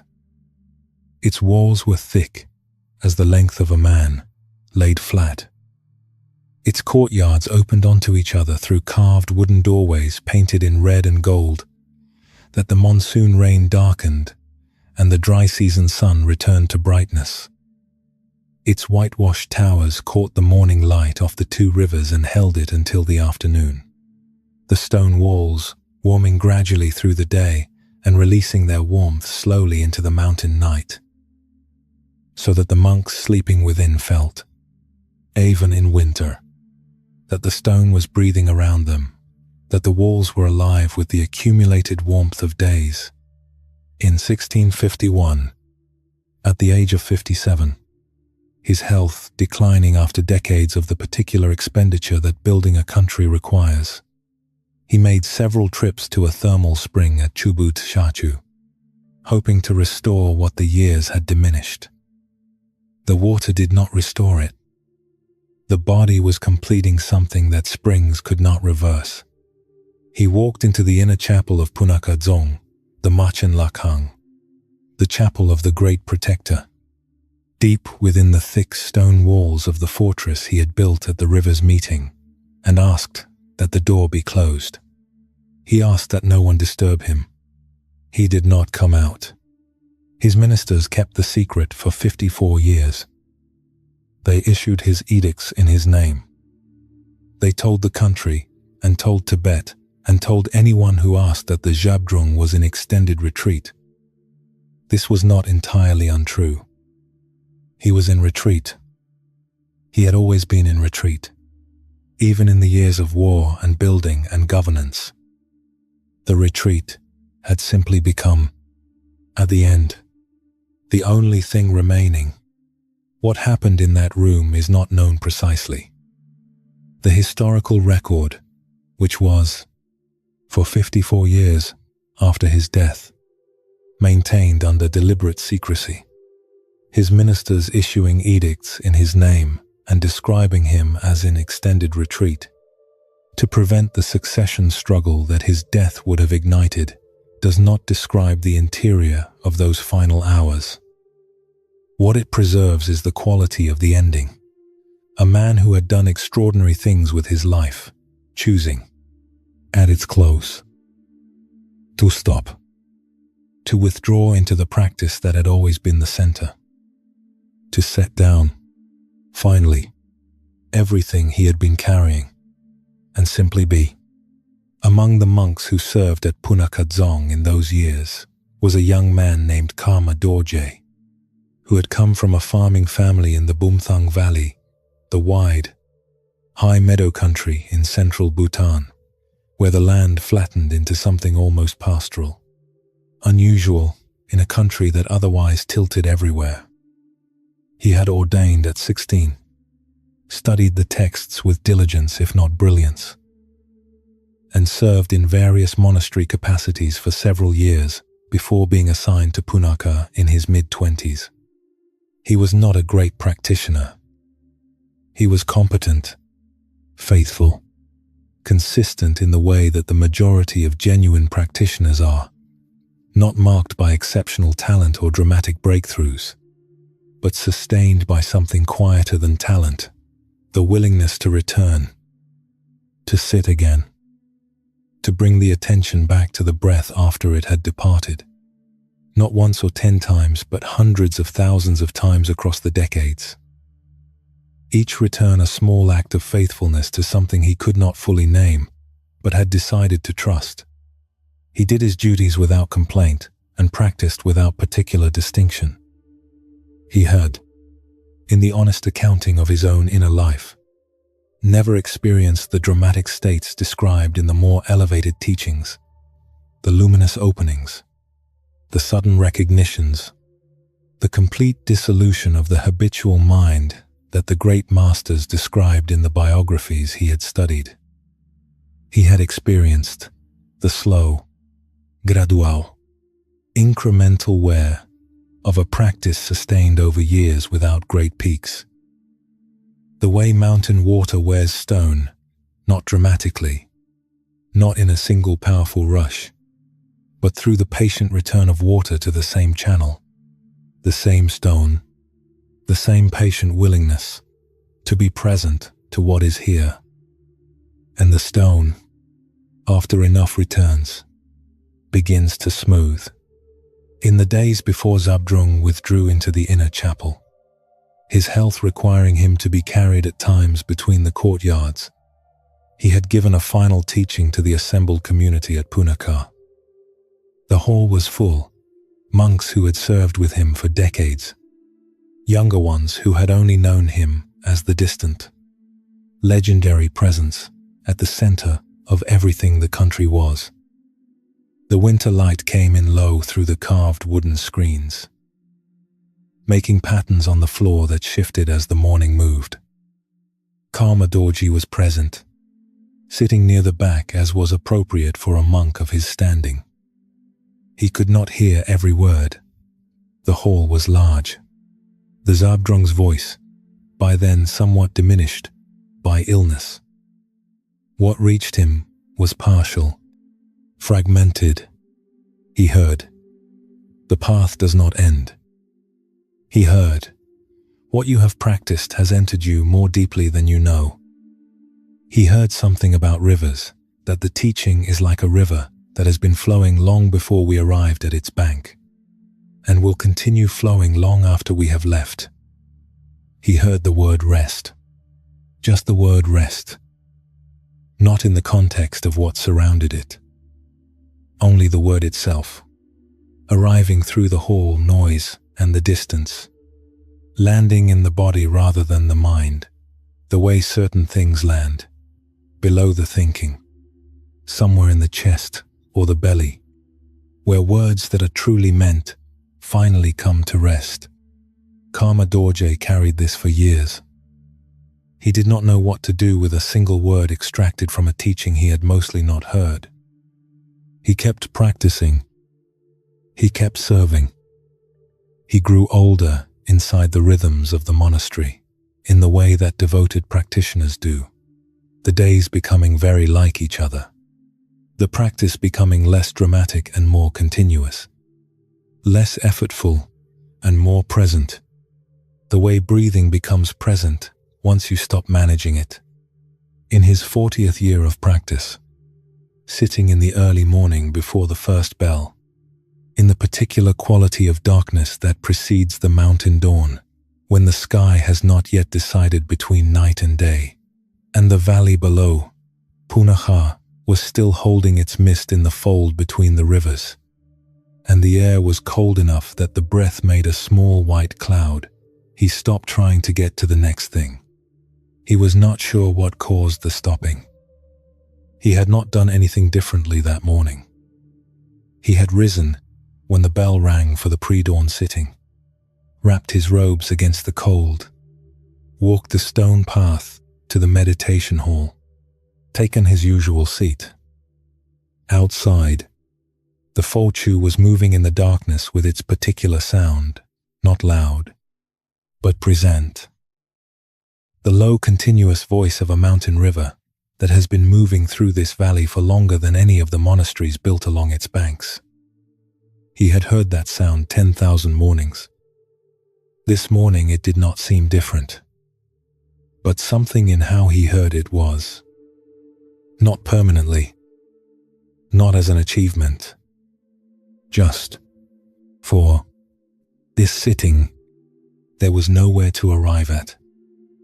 The practice had been practiced. The path had been walked. What remained was simply to be here in the walking of it, without the additional motion of trying to reach the end. He did not describe this as enlightenment. He described it, in the few words he ever offered to younger monks who asked about his practice, as setting down, just setting down, the way a traveler, arriving at the place they have been walking toward, sets down the pack, not because the journey was wrong, because the journey is complete. This is where tonight has arrived. The teaching has moved through you, through 7 voices and 7 centuries and 7 different understandings of the single reality that all suffering, honestly met, begins to dissolve. You do not need to remember what was said. You do not need to keep any of it consciously. Understanding works in the body the way water works in stone, not by force, not through a single dramatic moment, but through the patient presence of what is true, given enough time. Karma Dorji did not say, "I have arrived." He said, setting down. There is a difference. Arriving suggests a destination reached, a journey complete. a final state achieved. Setting down is simpler than that. It is only the moment in which the hand releases what it has been holding. The shoulders drop what they have been carrying. The body allows itself to be in the place it is already in, rather than the place it has been trying to reach. You have been carrying this night, the weight of the day before it, the weight of the worry that arrived with you when you lay down, the particular effort of someone trying, even now, to get rest correctly.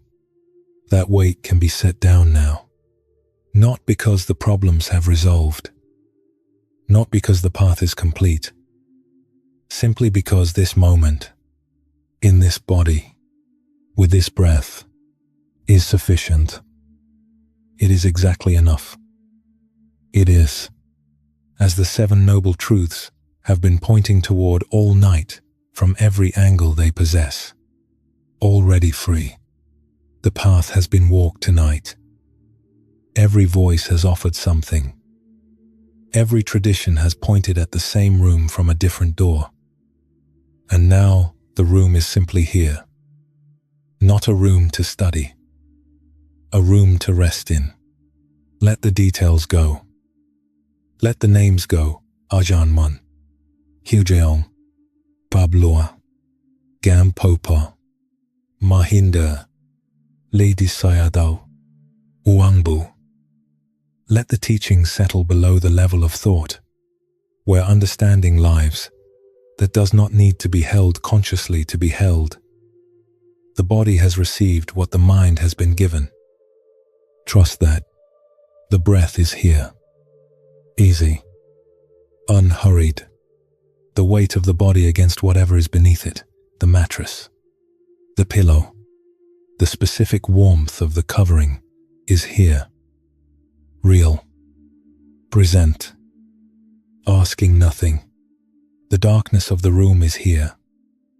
The particular silence of the late hour, which is not empty, but full of the night sounds that the city or the countryside or the neighborhood makes when most people have stopped making demands on it. You have stopped making demands on this night. The night holds you without requiring anything in return. Let the eyes be heavy if they are heavy. Let the thoughts thin out if they are thinning.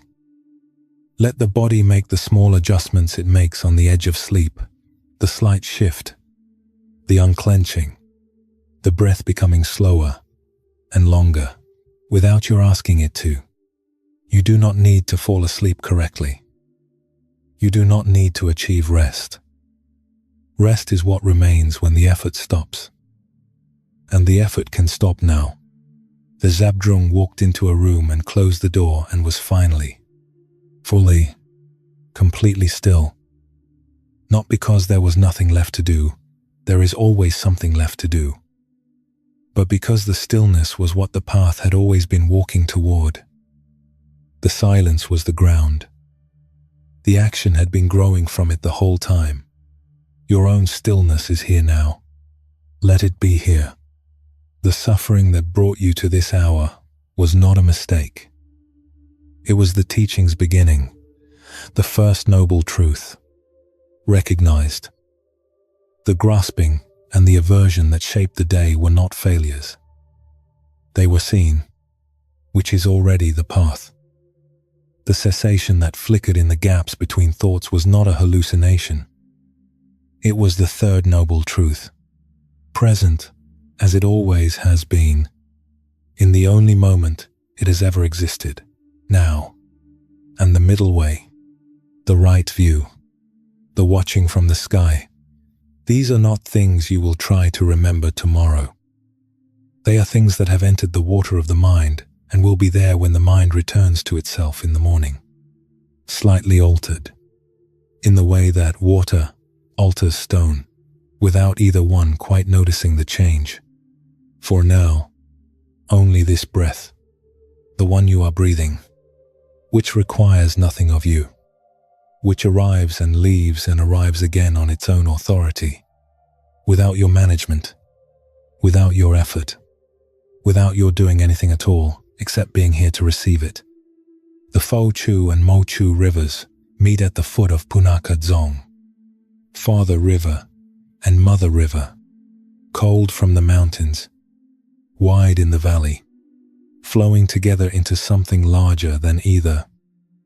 They do not try to meet. They meet because it is the nature of water to find its level, to follow the ground without resistance, to become whatever shape the land offers and keep moving. You are that water tonight, already flowing, already finding your level, already becoming the shape of sleep, without effort, without forcing, without the particular labor of someone trying to arrive somewhere that has, it turns out, been here all along. Let the thoughts thin. Let them thin the way mist thins in the early morning when the valley air finally warms, not suddenly, not all at once, but gradually, the edges becoming less defined, the shapes losing their certainty, the whole slowly dissolving back into the air it came from. Let the breath slow. It is already slowing. The body knows this, even when the mind is still busy. The body has been asking for this all day. Let it have what it has been asking for. Let the weight of the body be held by whatever holds it. And if you wake in the night, or if the morning comes with its own particular quality of light through the window, or if sleep comes first and takes everything else with it, all of this is the river reaching the sea. All of this is the Father River meeting the Mother River in the wide valley below the mountains. The two becoming something. Neither was alone. All of this is the door closing softly. All of this is the stone walls warm from the day's accumulated light, holding the warmth through the darkness for the people sleeping within. All of this is 40 years of patient returning. And then, one ordinary dawn before the bell, the water finding its level. All of this is the last voice, finally saying, rest, rest, rest.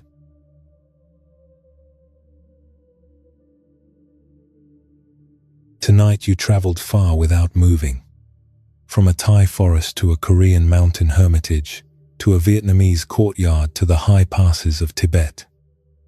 From a Sri Lankan hillside at full moon to a Burmese teak forest to a Tang dynasty monastery full of autumn light.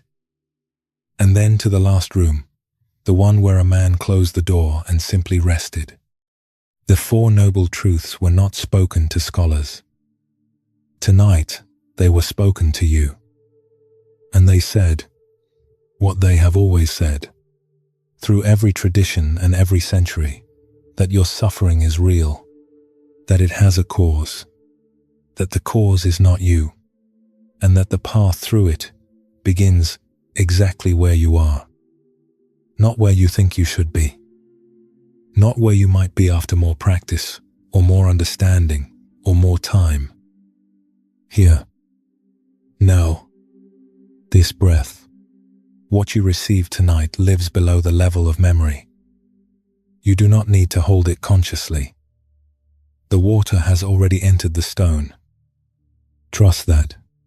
I built this journey because I believe that the people who find themselves awake at 3 a.m, not from drama, but from the ordinary weight of being alive in a complicated time, deserve more than brief comfort. They deserve to be accompanied, seriously and gently, by the wisest voices our tradition has produced. I hope tonight you felt accompanied. If these stories brought you any peace, I would be grateful if you shared them with someone who might need them. A simple like or subscribe helps more people find their way to this room, but only if it feels right.